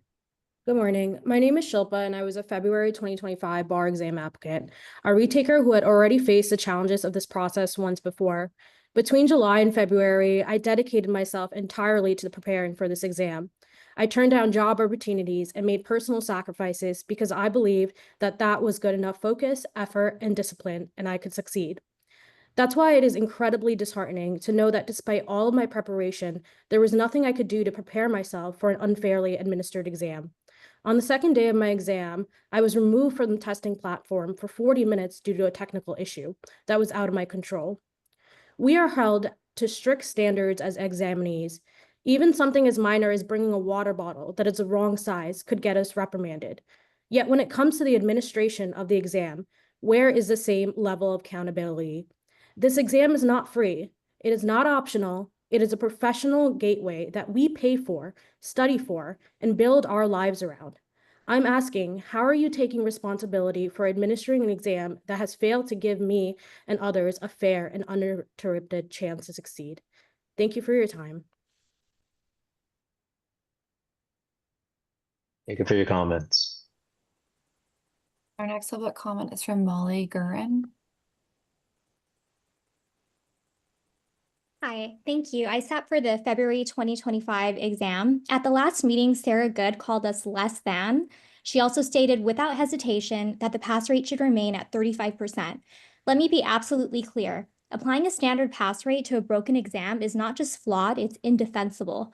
The exam collapsed in real time. Remote examinees lost essays, screens froze, content vanished, proctors disappeared, and still we kept typing. We submitted what we could, not because it reflected our ability, but because we had no other choice. And now you want to grade the chaos on a curve. You cannot draw a fair line when data is contaminated. You cannot determine who rightfully passed when the test itself failed to function. That is not measurement, it's guesswork. The psychometrician said remote examinees may not qualify for remedies because our disruption wasn't observed. That logic is chilling. You're punishing us not because our experience was stable, but because no one saw it unravel. We endured alone, without support, without acknowledgement, and still we showed up. We're asking for provisional licensure with a pathway to practice. We're asking for reciprocity for licensed attorneys in good standing from other states. We're asking that you address the full weight of what the exam became, not just for those who passed, but for everyone who had to survive it.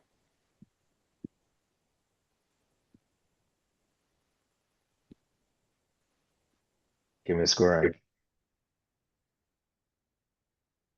Our next public comment is from Clark Colovo.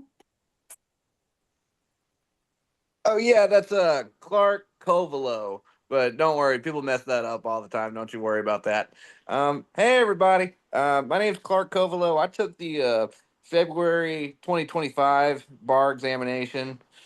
Um, yeah, I know y'all are getting it from all sides about the administration of the exam, and I mean I got disconnected a couple times, you know, and like I'm worried about that, you know, kind of falling back on me, you know, because I think I gave it a real fight this time, you know, like I think I might have passed. And y'all got a tough pass rate, you know. Everybody else is like 70%, y'all are like 35%, but I think I might have gotten it this time. But you know, it really would break my heart if after what 4 attempts, $8,000, you know, just a bunch of stuff, you know, being right there on the borderline, and then something like, oh, I got chapter 6 for getting disconnected, or oh, you know, the scaling went, you know, didn't go my way because I didn't match like a particular demographic, you know. Those are some things that I just want everyone to be mindful about. I know I'm rambling a little bit, but you know, I know y'all are getting it from all ends about the test. One thing I hope y'all do continue on with, you know, I hope y'all keep doing the remote option. The remote option was really cool. I live in Los Angeles. I'm not having to travel to, you know, Daly City because by the time I could afford my ticket, that was the only seat that was left. That's happened to me twice. That's a very unpleasant experience having to travel like that just to take the bar exam. I love the remote option. I know it's got some flaws. I know this is everybody's first time at it, and you know, I mean, I'm grading on a curve. You know what I mean? It's all good. I know it's not going to happen in July, but just in the long run, please don't give up on the remote option. I think it gave me my best fight I could. So that's it. Thanks.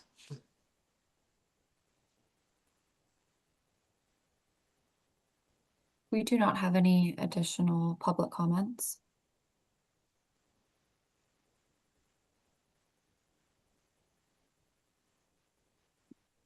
Alex, I think you're on mute.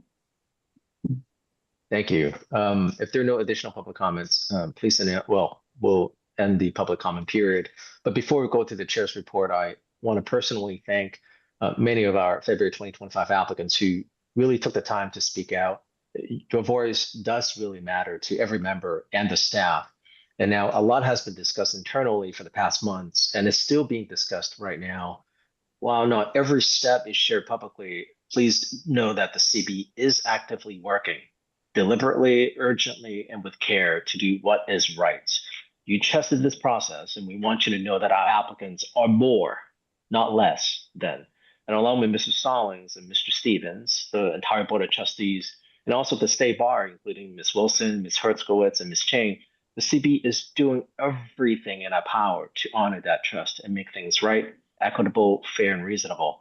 That is our top priority, and we are acting and will continue to act urgently on remedies to minimize further interruption on our applicants, their families, and their ongoing working and personal lives. And the CB will not accept anything less. With that, let's go into the chair's report, starting with the discussion of the CB's working plan. Ms. Nunes, I believe you have a report for us.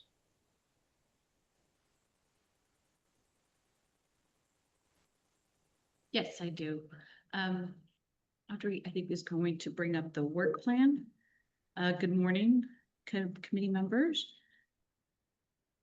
At the last CBE meeting on April 8th, a request was made to incorporate a vendor selection process and to incorporate that into the CBE work plan. The CBE chair, Alex Chan, further requested that we build a timeline that allows sufficient time for vetting vendors for the next California bar exam, that is for the February 2026 California bar exam. As you can see here, I have added that item into the work plan, the red line content. So the activities noted in that work plan include developing requirements, RFPs, or other documents to identify the scope of work, reviewing proposals, meeting the vendors, piloting or reviewing the product, and making recommendations to the Board of Trustees. I also included proposed deadlines that would allow sufficient time to explore these vendors, as I mentioned, for the February 2026 California bar exam. So if you look at that timeline, I've included for example, at the next June 2025 CBE meeting, that we schedule exam driver vendors to come and speak on in-person exams. And that would allow CBE members to independently review or pilot test products between the months of June and August. And at the August 2025 meeting, the goal would be to discuss findings from that exploration and to possibly start identifying exam remote proctor vendors and drivers at that meeting in August. We also anticipate that there'll be overlap between the in-person and remote vendors. So it could be just a continued discussion from the June meeting. Again, idea would be to allow sufficient time to for the CBE to independently review or pilot test those vendors between August and October. I've noted that in October 2025, the goal would be for the CBE to bring their findings and through discussion, develop a recommendation for the Board of Trustees. So this is the anticipated targets in order to come up with a recommendation timely. So today I'm just highlighting this addition, but we will revisit the work plan in June entirely to also consider delaying or eliminating some of the items to allow the committee and staff to focus on their efforts on the most important issues. So that is the update on this addition to the work plan. Thank you, Amy. Questions? Oh, there's Paul. Hi, Paul. Mr. Kramer. Yeah, one of the things, it sounds as if you are very much trying to bring back remote testing very soon. I don't know if that's the case, but one important informational waypoint, for me at least, is going to be receiving the results of the investigation of what went wrong as well as what went right with the February exam. I'm not even sure that staff is planning to share that with us, but I really believe we need to see it, and I'm wondering when that would happen. In the context of the schedule, I don't have information in terms of the timeliness of the investigation and its findings, but I think as that surfaces, I think we could share that. And I don't think there's an effort to like hide those results of the investigation from the CBE. Amy? Yes. Perhaps council can speak to that. Okay. I'm sorry, Donna, on the timing, you mean? Yes. Yes.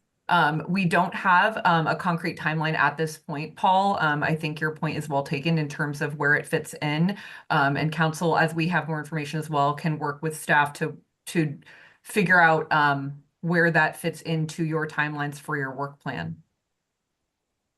Okay, and I hope that this will include, this review of remote vendors will include proctoring modalities that do not require a continuous internet connection, because I don't know when in the world that's internet connections are going to be reliable enough for us to use that. And my basic read of February, based on just what I know, which is incomplete, is that internet connection problems were a big part of the problems that we experienced. So I would want to add room in the schedule for a real stress test of anybody we propose to use. And I'm not even sure how we're going to design that, but I think it's important not to assume on the basis of, say, even 50 people being able to take the test at once, that 5,000 or 8,000 people would be able to do it just as successfully. We could definitely add that to. Amy, your voice is really low. I've got my volume turned up all the way and I can barely hear you. Okay. All right. So we could add that in the list of specifications or considerations. So thank you for sharing that, Paul. Amy is a soft spoker. I unlike me, I talk really loud. I'll get closer to the mic. Does this help? A little bit. Okay. All right. I Thank think you, that's. Amy. Appreciate it. Let's see, I may have one more comment on. Let me get my notes here.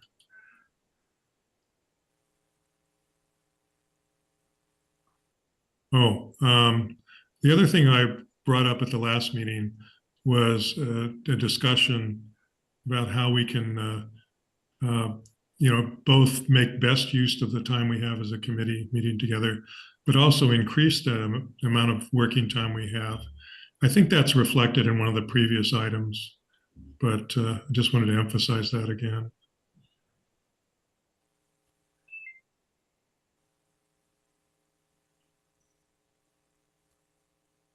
Thanks, Paul.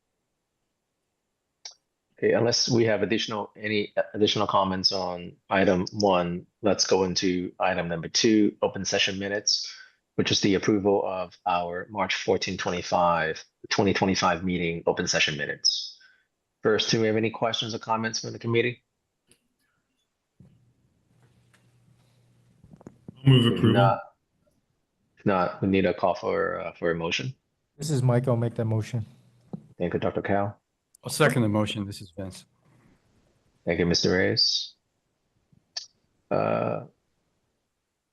Any additional comments? No, Devin, please call roll. Dr. Bolton? Dr. Cow? Yes. Kareem Gangora? Yes. Larry Kaplan?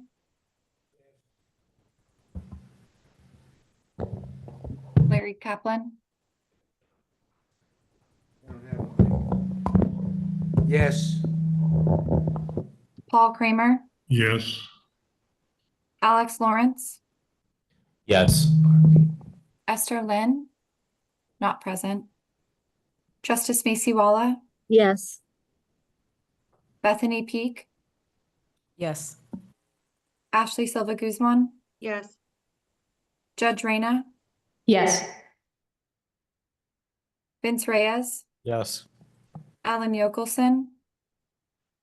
Yes. Alex Chan? Yes. With 13 yeses and 0 nos, the motion passes. Thank you, Devin. Item number 3, consent agenda. We have a report of the administrative updates regarding law schools. If there are no questions, we can rest on the report. Paul, do you have any further comments regarding the consent item? Nope. Anyone else in the committee? I'll move approval of the consent calendar. So moved. I need a second. It's Mike. I'll second that. Thank you, Dr. Cal. Any additional comments or debates? Hearing none. Devin, please call roll. Dr. Bolton? Yes. Dr. Cow? Yes. Kareem Gangora? Yes. Larry Kaplan? Yes.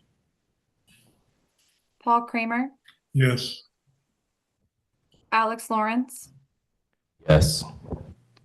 Esther Lynn? Not present. Justice Macy Walla? Yes. Bethany Peak? Yes. Ashley Silva Guzman? Yes. Judge Reyna? Yes. Vince Reyes? Vince Reyes? Yes. Alan Yokelson? Yes. Alex Chan? Yes. With 13 yeses and 0 nos, the motion passes. Thank you. On to agenda item number 4. No, 4.1, discussion of action and action if appropriate on potential non-score adjustment remedies related to the February 2025 California bar exam.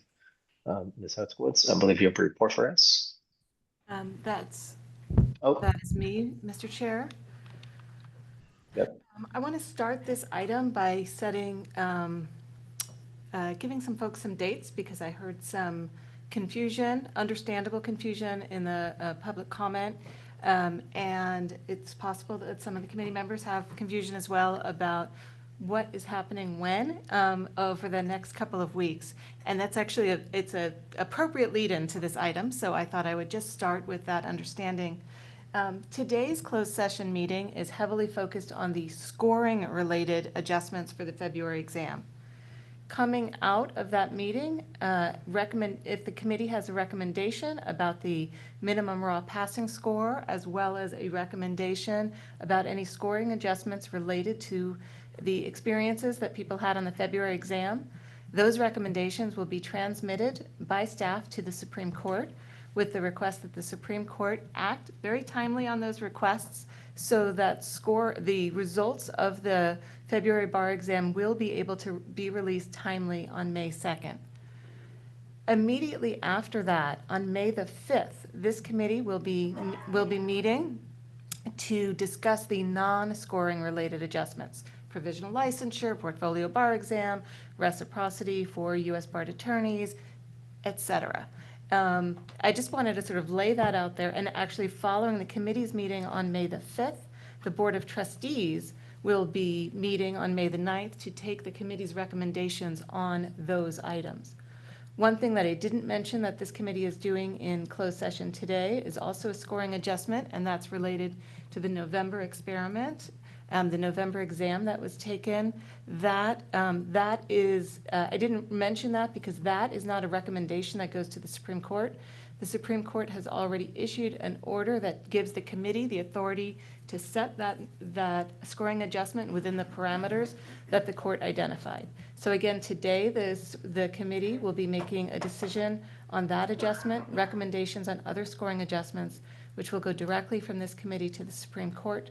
The Supreme Court will act. We will issue results, hopefully based on timely action by the Supreme Court. We'll be able to issue results on May the 2nd, and then the committee will convene to talk about these additional non-scoring related adjustments.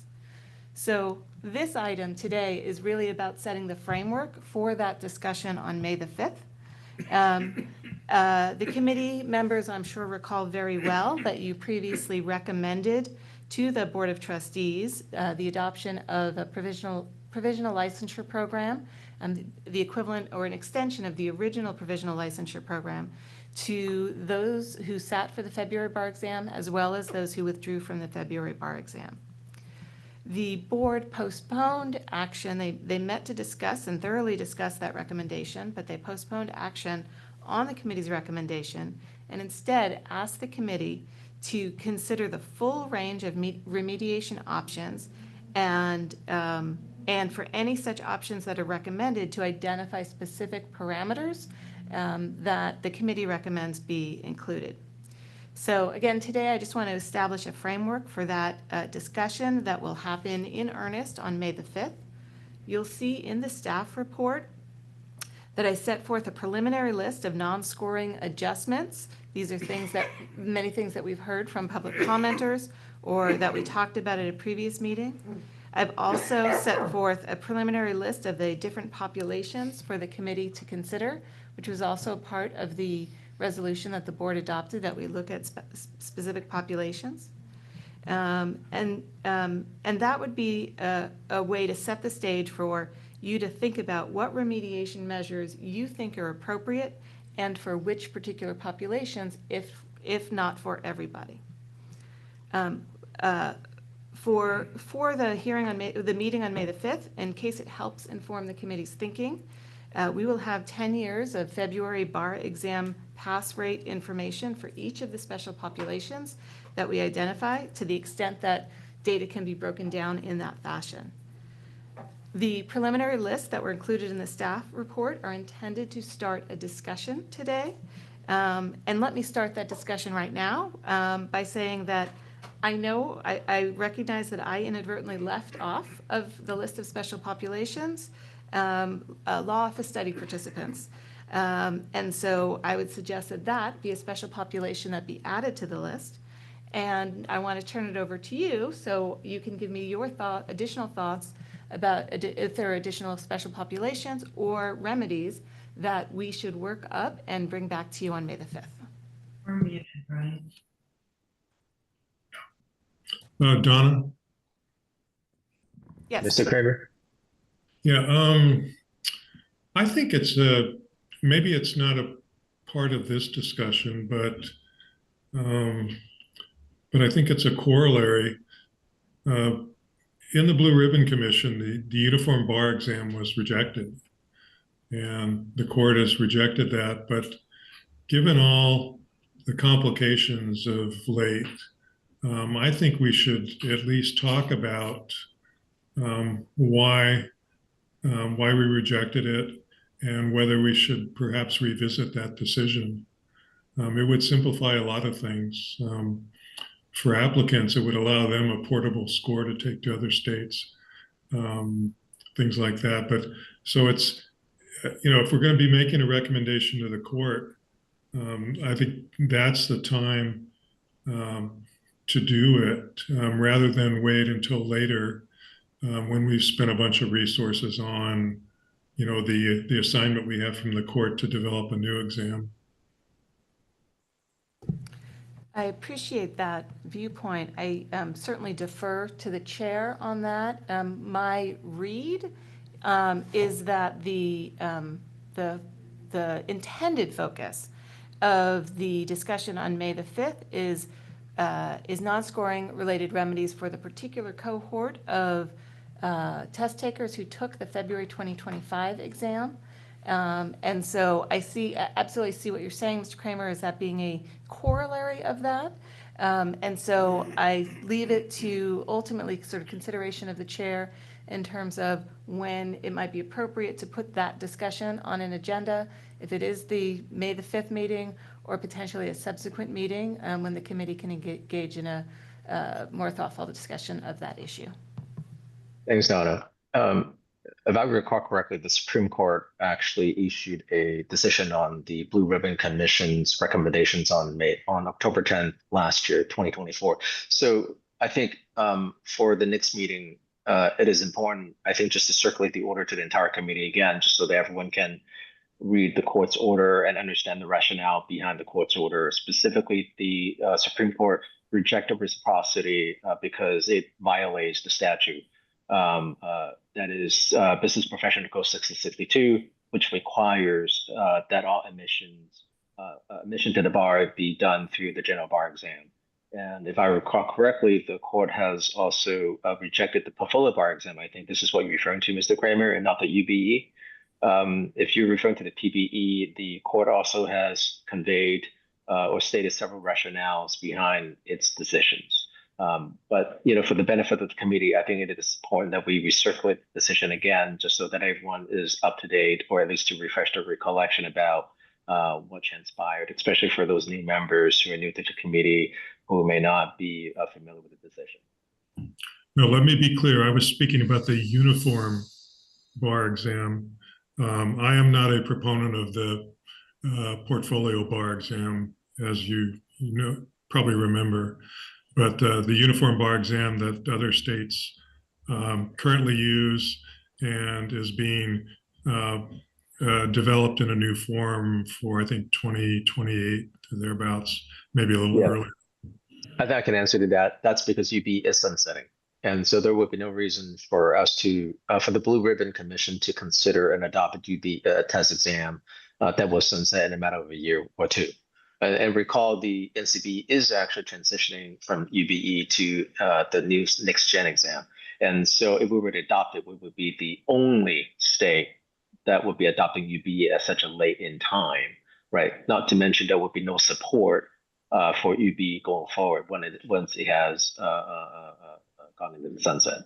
Does that answer your question? Yeah, I'm speaking about the newer exam to come. I agree. I agree that we shouldn't adopt the old exam only to see it sunset on us, unless we also intend to adopt the new exam. It's a longer term project, but again, before we spend a lot of time designing our own, if we ultimately decide that we're better off just doing what many other states are doing, we should make that decision before those resources for which we seem to lack a revenue to support are exhausted. Yeah, so in that case, what would be useful would be to circulate the Blue Ribbon Commission's report and recommendations. I believe it was published in April 2023. In there, you see the rationale behind not recommending the next gen. Not to mention, again, the next gen is primarily authored and commissioned by NCBE, which would, at the time that means it would tie us down to NCBE again, and the same issues, would resurface again, including the limitation of modality, meaning we cannot do remotes if we were to adopt next gen. Again, I know the report is a lot more detailed than what I'm explaining to you at this point. There are a lot of serious concerns about NCBE's next gen, so I would defer to the report as far as what you need to know about the Blue Ribbon Commission's recommendation. We can. Okay, well, I'll go take a look at that report, and But Audrey, let's just agendize this and perhaps include this for the agenda. Again, I do want to make sure every member of the CBE is familiar with the report, or at least have a chance to skim over, to review it in detail before the next meeting. Do you want it agendized at the June meeting, or you mean the May 5th? The May 5th meeting. We do have time, so perhaps to include as an exhibit to one of the agenda items on the non-scoring adjustment item on remedies, that is. Yeah, Mr. Chair, this is Sorry. Bethany. I had a comment and question. Please, Ms. Peak. All right, thank you. I want to start by saying thank you, Donna, for this primer for what we'll be discussing on May 5th. This is extremely helpful. And my first question, I just didn't get, you said we were going to talk about scoring adjustments at another time. What did you say about that? Or when was that taking place? The scoring adjustments are in closed session today. Okay, got it. Thank you. And then tangentially related, regarding the fee waiver issue that I know some people commented about and we had previously discussed, I think that where we stood was that the committee was recommending that we do extend the time frame for the fee waiver, that it's not just July, but other dates as well. That will be on the agenda for the Board of Trustees on May the 9th. Okay, perfect. Thank you. So then kind of related to what Alex was suggesting with circulating that Blue Ribbon Commission, I'm not trying to create additional work for the staff, but I'm wondering if we have reports or something regarding like the provisional licensures, the portfolio bar exam, because I know we've discussed this a number of times, and maybe some of that could be circulated in advance of May 5th, just so that I could review it and be updated in order to provide an informed comments. Yes, absolutely. Those can be circulated. We also, we can circulate, we can also post them publicly, which would be my preference. Okay. And so yes, we can attach to the agenda any of that sort of historical information and right away, and then update that with the staff report subsequently. But that's something that we can absolutely get out. Okay, awesome. Thank you. That's all I have, Mr. Chair. Thank you. Also, Donna, I believe there's an incorrect posting for agenda item 3.11, since we talked about the closed session as well as the fee waiver. Agenda item 3.11 is the action on operations and management appeals. And just to stay consistent with the backward-looking requirements, we need to move this to the May 5th meeting. Is that correct? That's right. That's correct, yes. Okay, and apology to the public and the applicants. The CBE, in coordination with the State Bar, will consider waiving the late fees, as Ms. Peak has already alluded to just now, if applicable for the July bar exam, and will also make sure that any fee waiver will be applicable not only for the July bar exam, especially for those applicants who may not have the luxury or the availability to take the July bar exam, that you will be able to use the fee waiver for future bar exam administration. That issue will be considered and voted upon. With that said, Ms. Jacobs, thank you for your public comment earlier today. Your request for waiver of confidentiality in connection with item 3.11 will also be considered at that point in time. So thank you for your comments. Judge Grada, your hand is up. Yeah, sorry. kind of going back to what Donna had mentioned about other special populations, I think it's on page 2 of the 4.1. I'm just wondering if people with testing accommodations are somehow factored into the special populations that were considered there. I'm wondering if that should be added.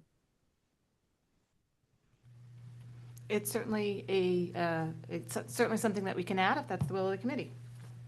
Absolutely. Okay, thanks. Thank you, Ms. Reina. Absolutely, it's a cohort we need to consider, especially for that group. Ms. Silva Guzman? Hi, yeah, agree with Judge Reyna for sure.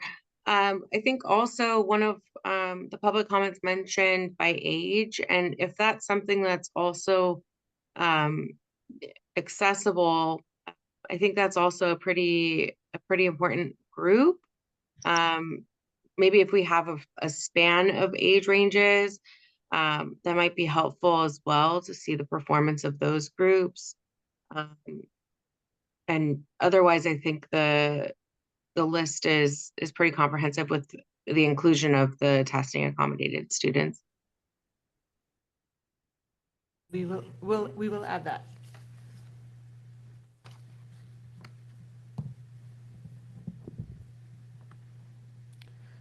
What about other remedies? Can anybody recall any additional remedies that have been suggested by public commenters, for example, that are not included on the staff report? Or that you otherwise would like to see part of the discussion on May 5? I might be interested in seeing, and I don't think it's encompassed within this list, maybe a possibility of and I want to make sure I'm framing it correctly, but people who had passed a certain number of essays or multiple choice exam or questions on previous administrations. I don't know if that's something that we can look at and see if that's something that's even remotely possible in imputing those previous passing scores and then in combination with passing scores on this one. That seems a little bit more difficult, I think, because of the differences in subject matters on the essays. But if it's something that's even remotely, I guess, possible to get information on, that might be good to make sure that we're addressing a broader range of proposals that we've heard. We will. What I can promise is that we will put it in the staff report, and we will give you all the information that we have about it. Perfect. That's all we need. Thank you. Thank you. Members of the committee, any other cohort or specialized group that we need to consider that is not already encompassed?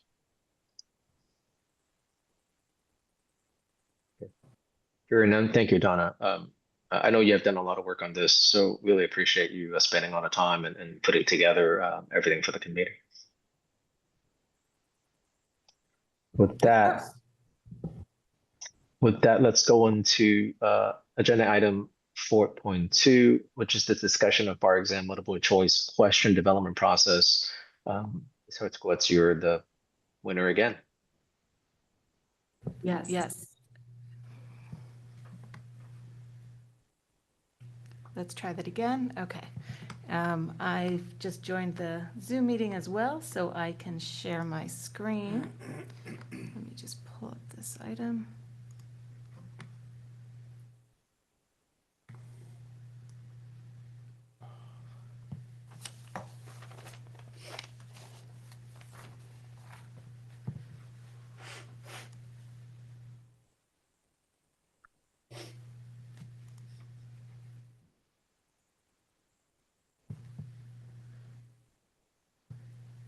Okay. Thank you for giving me your attention once again. You have been hearing about the multiple choice questions in past public comment periods, And so I wanted to take an opportunity to talk briefly with you about the question development process, and then touch just a little bit on the performance of the multiple choice questions from the February exam.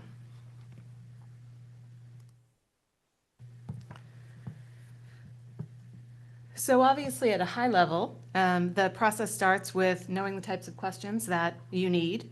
The multiple choice questions cover 7 subject areas: civil procedure, con law, contracts, criminal law, evidence, real property, and torts. And we have content maps which describe the categories and subcategories of issues that are to be tested within those subject areas. Questions are developed and then reviewed. Questions are developed by subject matter experts and then reviewed by subject matter experts, and then begins the content validation process. Relying on law school faculty, newly admitted attorneys, and supervisors of newly admitted attorneys, we have pulled together content validation panels to review the multiple choice questions. Those questions are reviewed for technical accuracy, looking at whether the question stem is correct, whether the identified answer is correct, and if it's the only correct response option, and that all the other that the other options are plausible but wrong. The content validation panel also looks for potential bias. You will all recall, Ms. Peak maybe in particular, the adoption of the DIF guidelines that this committee was involved in, to make sure that we are not introducing bias into the exam, looking at our questions for a variety of factors, to ensure that questions are presented in ways that balance representation of diverse populations within California. Also making sure that there aren't stereotypical representations that need to be corrected. Is there a correct balance of sex, race, ethnicity, age, socioeconomic status, et cetera? Looking for triggers. All of those things that are in the DIF guidelines is something that this content validation panel does, was they review the questions. They consider whether this is the type of question that a minimally competent attorney would be expected to know. What is this appropriate to provide evidence of minimal competence for an entry-level attorney? And then they also assess whether it's mapped correctly. In other words, if the question is identified as a real property question, is it really? And that's important because we have relative proportions in the content map of how many questions, of the percent of questions in each area to be tested. So how does this work? The panelists literally sit and answer the questions by themselves.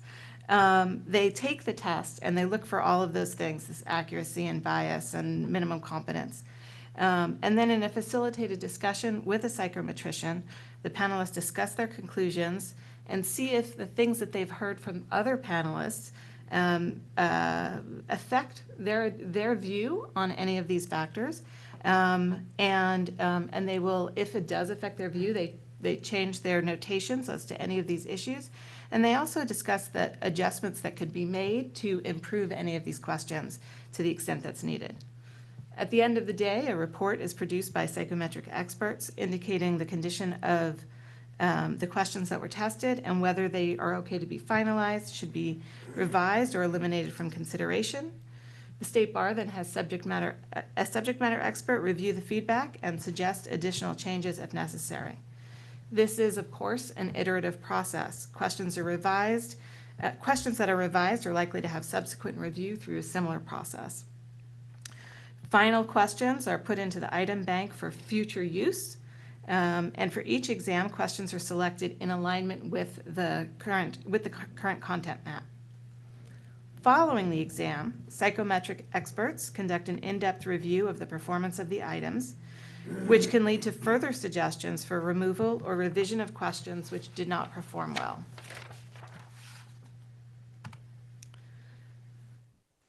So I want to turn to a discussion of the performance just a bit. In short, what I want to start by saying that overall we feel good about the performance of the multiple choice questions, and the psychometric findings support that.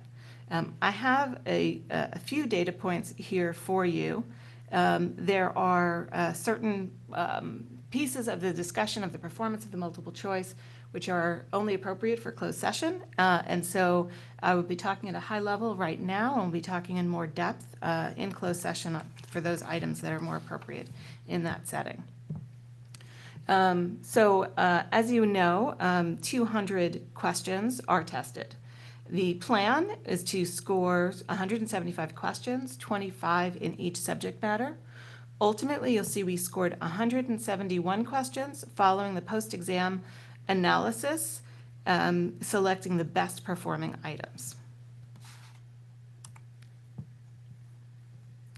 So overall, the reliability of the scored items on the multiple choice section of the exam was a 0.89, and that's on a scale of a scale up to of 0.0 to 1.0, where our target was a 0.80. That 0.80 or above is the desired target for reliability.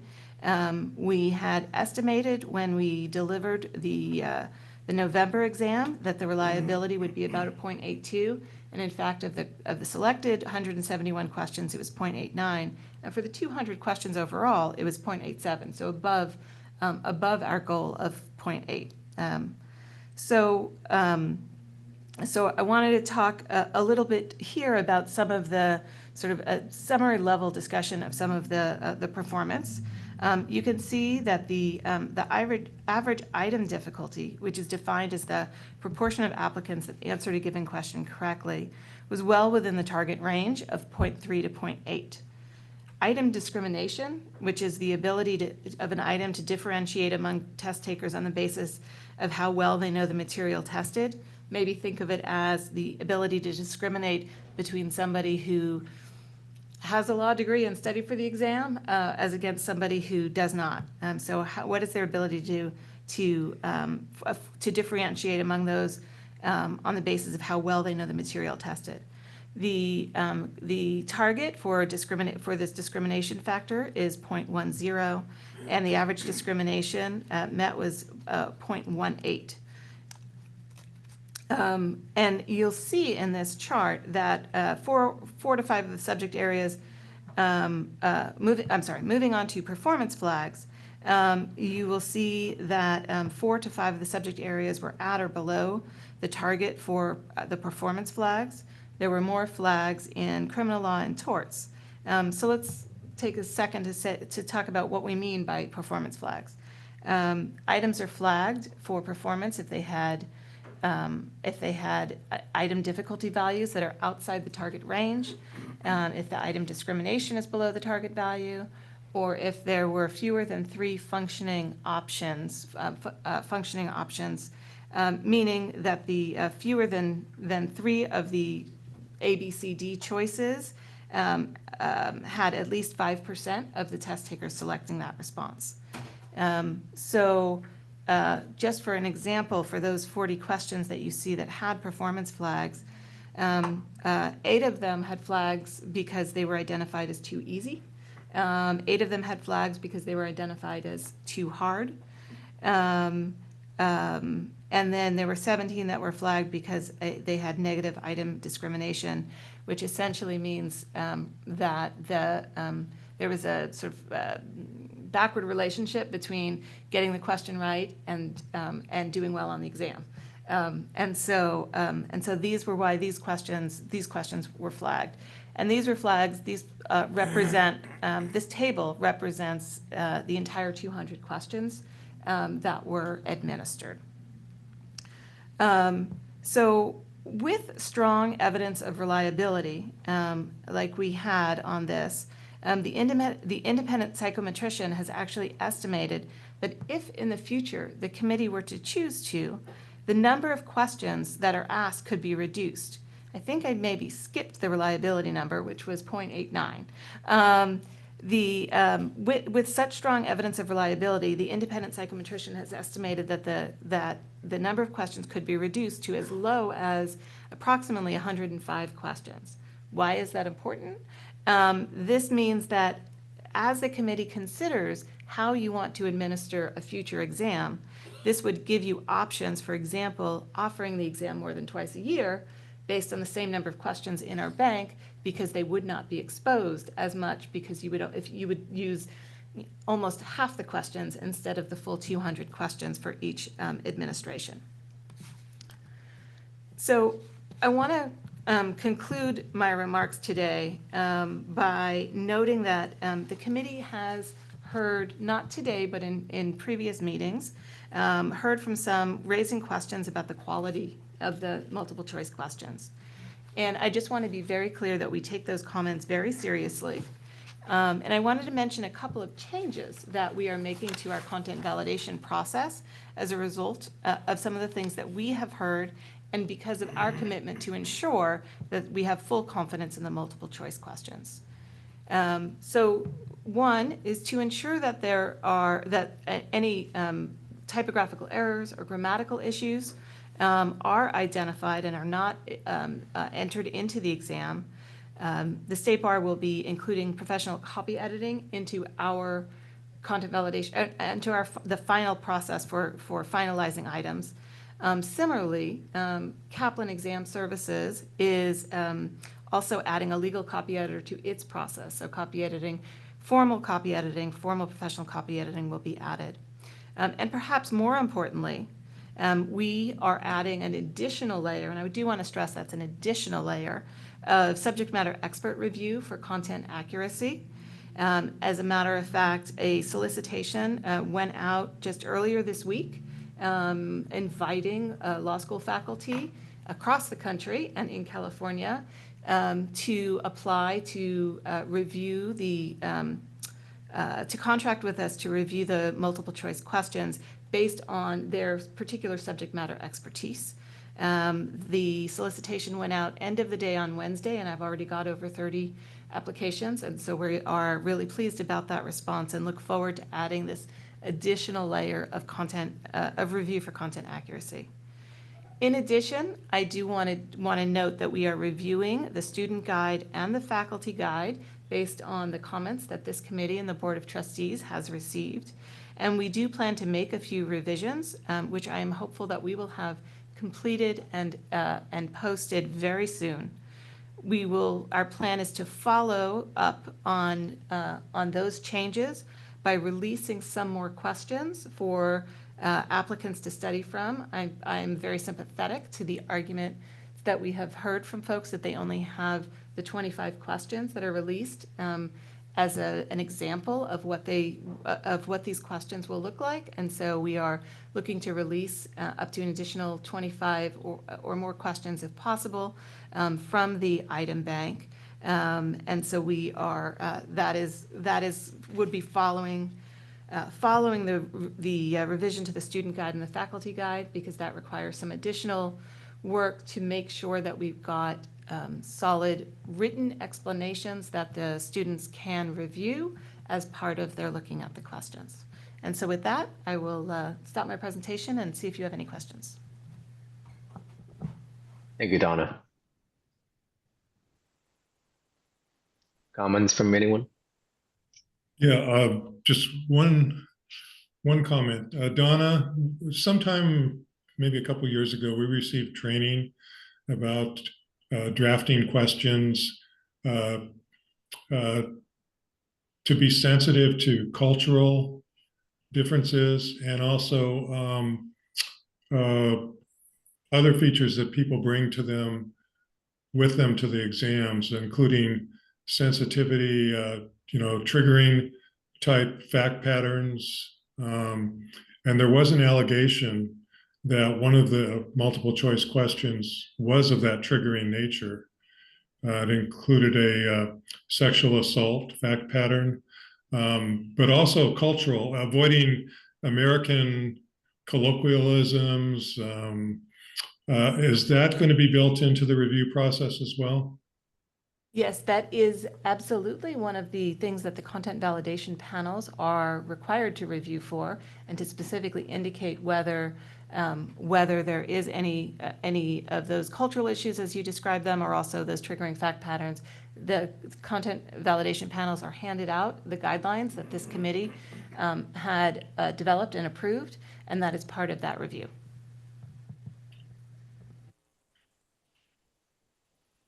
So how many staff members actually see the questions? Or is everything contracted out to consultants? I don't have a count right now on the number of staff members, but we keep a very strict limit on staff who have access to that part of the to those files. There are very few staff who have access to those files. Thank you. Donna, I have a couple of questions for you. One of the commenters mentioned the use of GPA and transcripts by the psychometrician in evaluating or coming up with some of the scoring adjustment. Now, in my many years on the CB, I have not heard of that before. I certainly have not seen any GPA. So can you at least address that issue just so this committee is well informed about what the issue is about and whether this is something that is being done? I think that's a question that'll have to be posed to the psychometrician when he's present in the closed session discussion. As the committee as the committee makes recommendations in closed session and determines what information will be reported out following the closed session. If there is information that the committee wants to report out in open session following that on that particular issue, that's certainly something that the committee can choose to do. Thank you. And this is certainly something we need to look into it. Also, when I'm looking at some of the data, and I want to make sure I clearly understand what the data really means. Now, certainly there are multiple choices that have issues, and looking at the flags and the scores, and looks like the psychometrician was able to identify them. And so as part of that identification, and I think I know the answer, but just for the sake of the committee, but also for the public as a whole, can you just, again, if this is a question better for a psychometrician, then I would defer it until later. But did he actually remove those questions in compiling the data that you have just presented? So the top 171 performing questions were the ones that were scored, making sure to keep to stay as close as possible to the initial goal of 25 questions per subject matter being tested. One of the things that the psychometrician looked at, so for example, there may be questions that had performance flags because they were, for example, too easy, but inclusion of those questions did not affect the reliability of the exam or did not negatively impact the test taker. And so even though it has a performance flag, it may very well have been used because it did not affect the reliability of the exam or the performance of the test taker.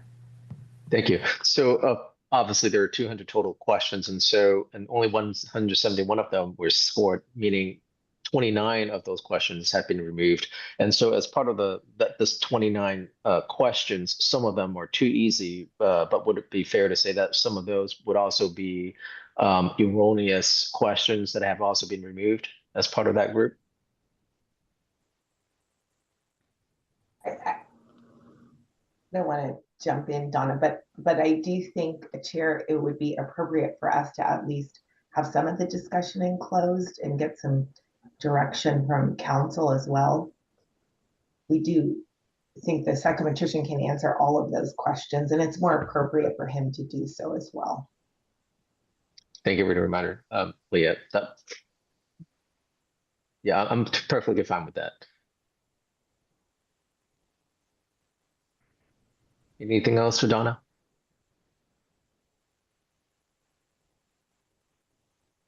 The only thing I would end this with is Donna and I actually have been in discussion regarding the subject matter experts that she has alluded to earlier today. There are some criteria, eligibility criteria that she has set, and I have conferred with her about additional criteria that we should consider. Again, I want to make sure that the selection process and the pool, is fair and reasonable, right? Because when you have a lot of folks from not just within California, but also across the states, you're going to have a pool of professors who may be interested in being the subject matter expert. And so I gave Donna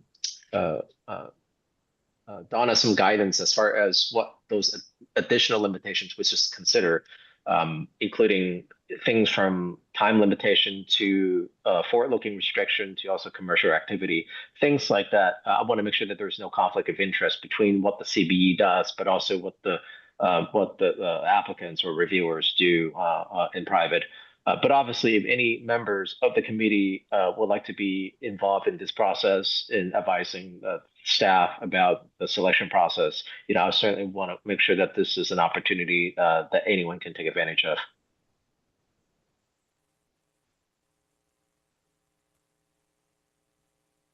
Okay, sounds like we have Judge no Reyna. additional Judge comment. Oh, I'm so sorry, Judge Reyna, please. No, that's okay. Sorry, I was a little late. I just wanted to say, to just acknowledge, I know we have a lot to talk about this maybe in closed session, but I do just want to acknowledge public comments that were received, and at least I reviewed, and I'm sure our committee members reviewed. And there was one, I think, last public comment by some law school deans or professors who talked a lot about this, and there was a lot of questions posed by that.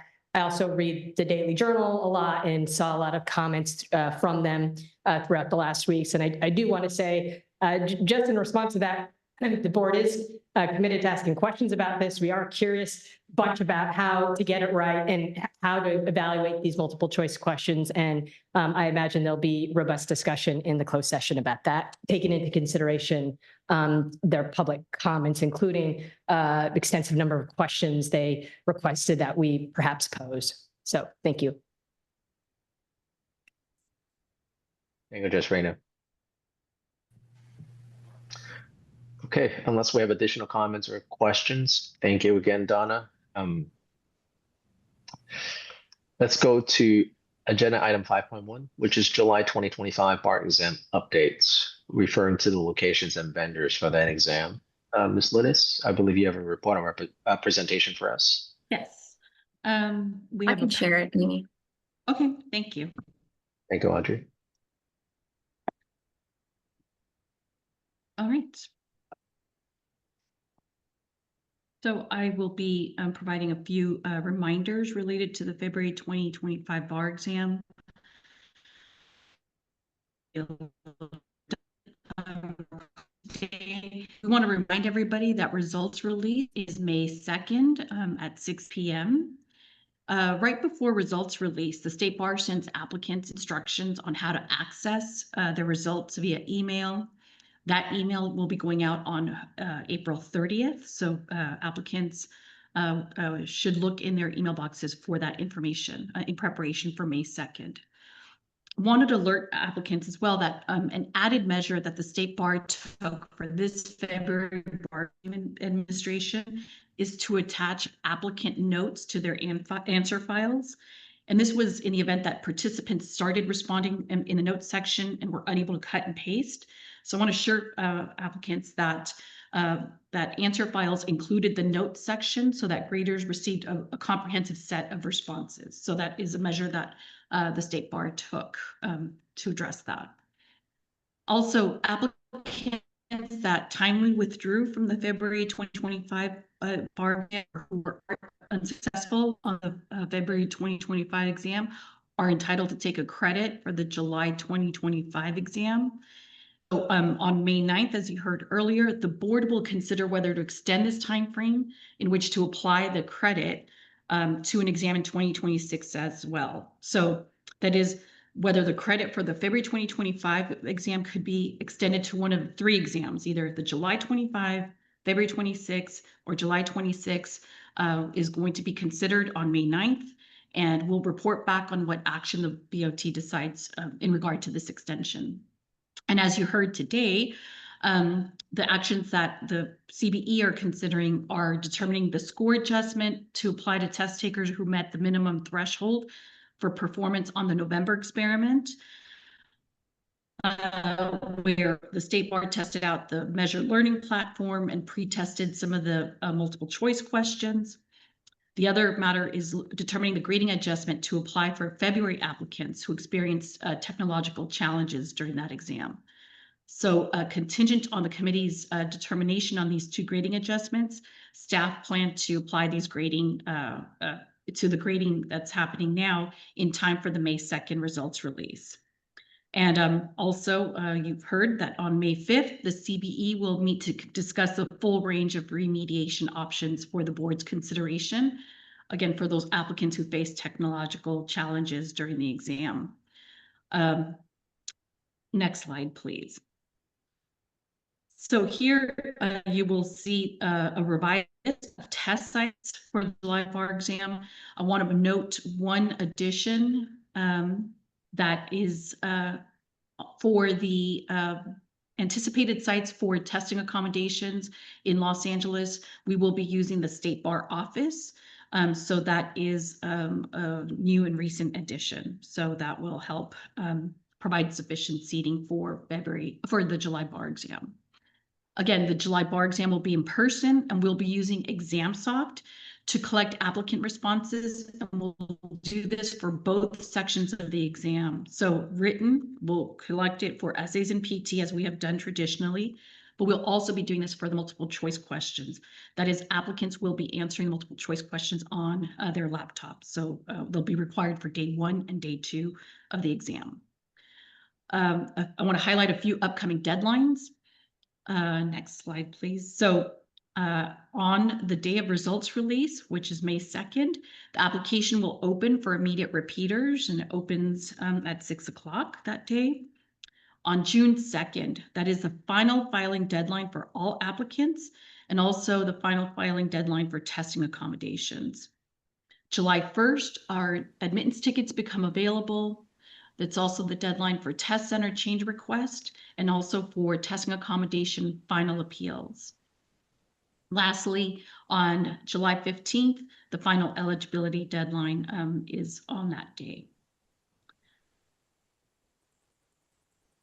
That's all I have. Thank you, Amy. Any comments from the committee? Oh, Ashley. I'm just advising that I'll be stepping away for an hour-long meeting, but I will be back. Thank you for letting us know. 2 things I wanted to add. Thank you, Amy, for giving us the list of all the testing centers. And I would highly ask the committee members to attend those testing centers in person. I have done it a few times. They're great, just in terms of just seeing how things are done in the background. But also, given the importance of this exam, where we're now going back to ExamSoft, I just want to make sure that we have, boots on the ground, and everyone gets to see that things are being done the way that it should be or has always been. Of course, the staff will continue to do what they need to do to ensure a successful bar administration. But I think for the CBE, let's just be mindful. If we have the time and the bandwidth and availability, I highly suggest that you let the staff know so that you can attend one of the testing centers in person. And then you can report back to us about your experience as well. Another thing I wanted to just quickly mention, and Amy and Audrey and Donna, I certainly understand that we have now set May 2nd as the date for releasing the results. But to the extent that there's any possibility that we could potentially release the exam sooner, even by day, I highly ask you to consider that, because the applicants do deserve that much. Their life is on hold. Everything's on hold, and I really want to make sure that we do everything we can to make exceptions, right? Don't let logistics confine us. But again, I know there's some logistical issues at times, but just take that under advisement. If we can release it sooner, then let's not wait. Understood. Anyone else? By the way, I want to take this opportunity to thank Mr. Stevens from the Board of Trustees. He and I actually have had a couple of conversations about the CBE, about everything. The Board of Trustees have been very, very supportive of what we do, and for him to sit through some of the meetings, and also in addition to his responsibilities as a Board Trustee, I just want to take this opportunity to thank him, because I know we rarely see things being done in the background, but I want to assure the community that Mr. Stevens has been very supportive of everything we do, has been providing a lot of guidance and suggestion to us. So thank you. With that. Thank you, Amy, for your presentation. Let's go into the next agenda item, which is the February 2025 California Bar Exam. That was part of Amy's slides.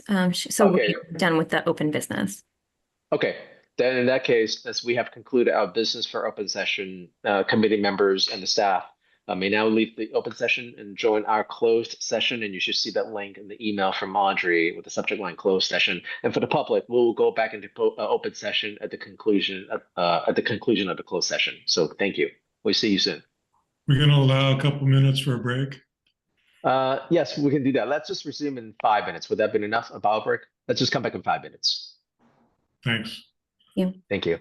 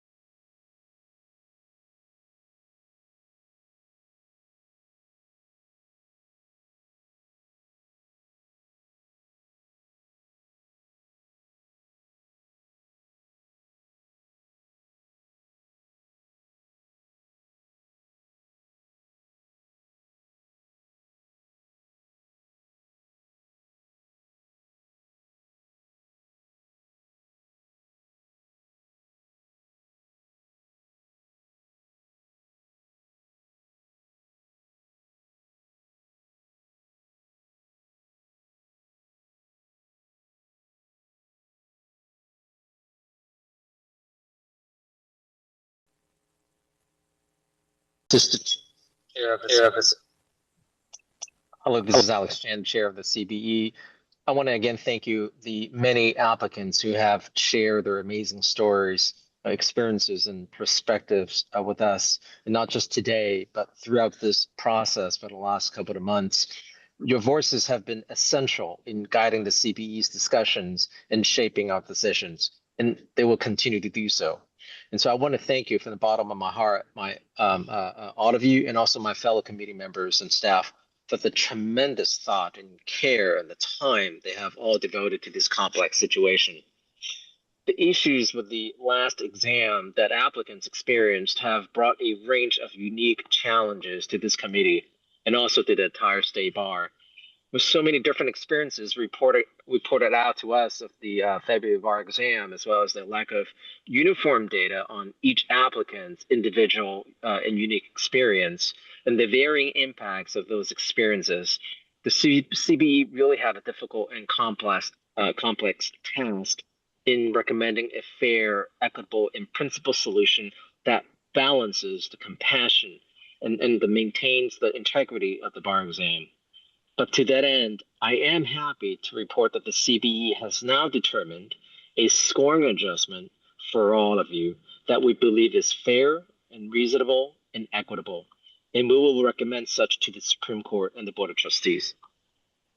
Specifically, after thoughtful deliberation and hearing directly from many of you, we believe our recommendation reflects the start of a fair and meaningful path forward for all the February bar exam test takers. And our commitment to supporting applicants is ongoing, and we will continue and will never stop to refine our approach to ensure a more responsive and equitable process now and into the future. Now, for the substance, we have now resolved several key items today, including the scoring adjustment for the February bar exam takers and the November bar exam study participants.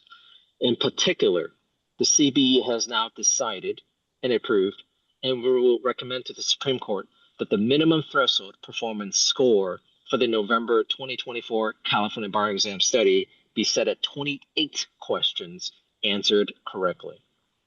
And the CBE also has decided and approved, and will recommend to the Supreme Court that participants in the November 2024 California bar exam study who meet the minimum threshold of performance score will receive a scaled score adjustment of 40 points on the MCQ portion of the 2025 administrations of the bar exam that they first attempt, and the result being a 20-point scaled score overall adjustment, which equals to one standard error of measurement of the participant's total scaled score for the multiple choice portion.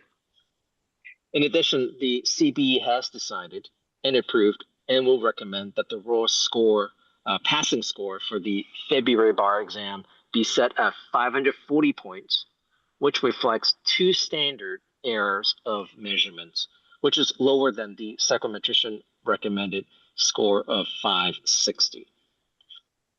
In addition, the committee bar examiners have decided and approved and will recommend to the Supreme Court that a score be psychometrically imputed to account for all occurrences of missing answers as follows. For missing multiple choice answers, where the test taker has answered at least 114 of the 171 scored multiple choice questions, and also for missing essays or performance tests, where the test taker has answered at least 4 of the 6 written sections of the exam. And we have also directed the staff to now petition the Supreme Court immediately for approval of the recommendations that will be published shortly, and also to request the Supreme Court to render a decision no later than April 28, 2025. With that, I do have a correction. I believe I might have said 540 when I meant to say 534 for the raw passing score. My apology. And with this report, I hope that this obviously does not address all the mishaps that we have experienced, but I hope that this is a meaningful way forward for all the applicants. With this report, this concludes our business for today. Our meeting is now adjourned until tomorrow. Thank you for your time.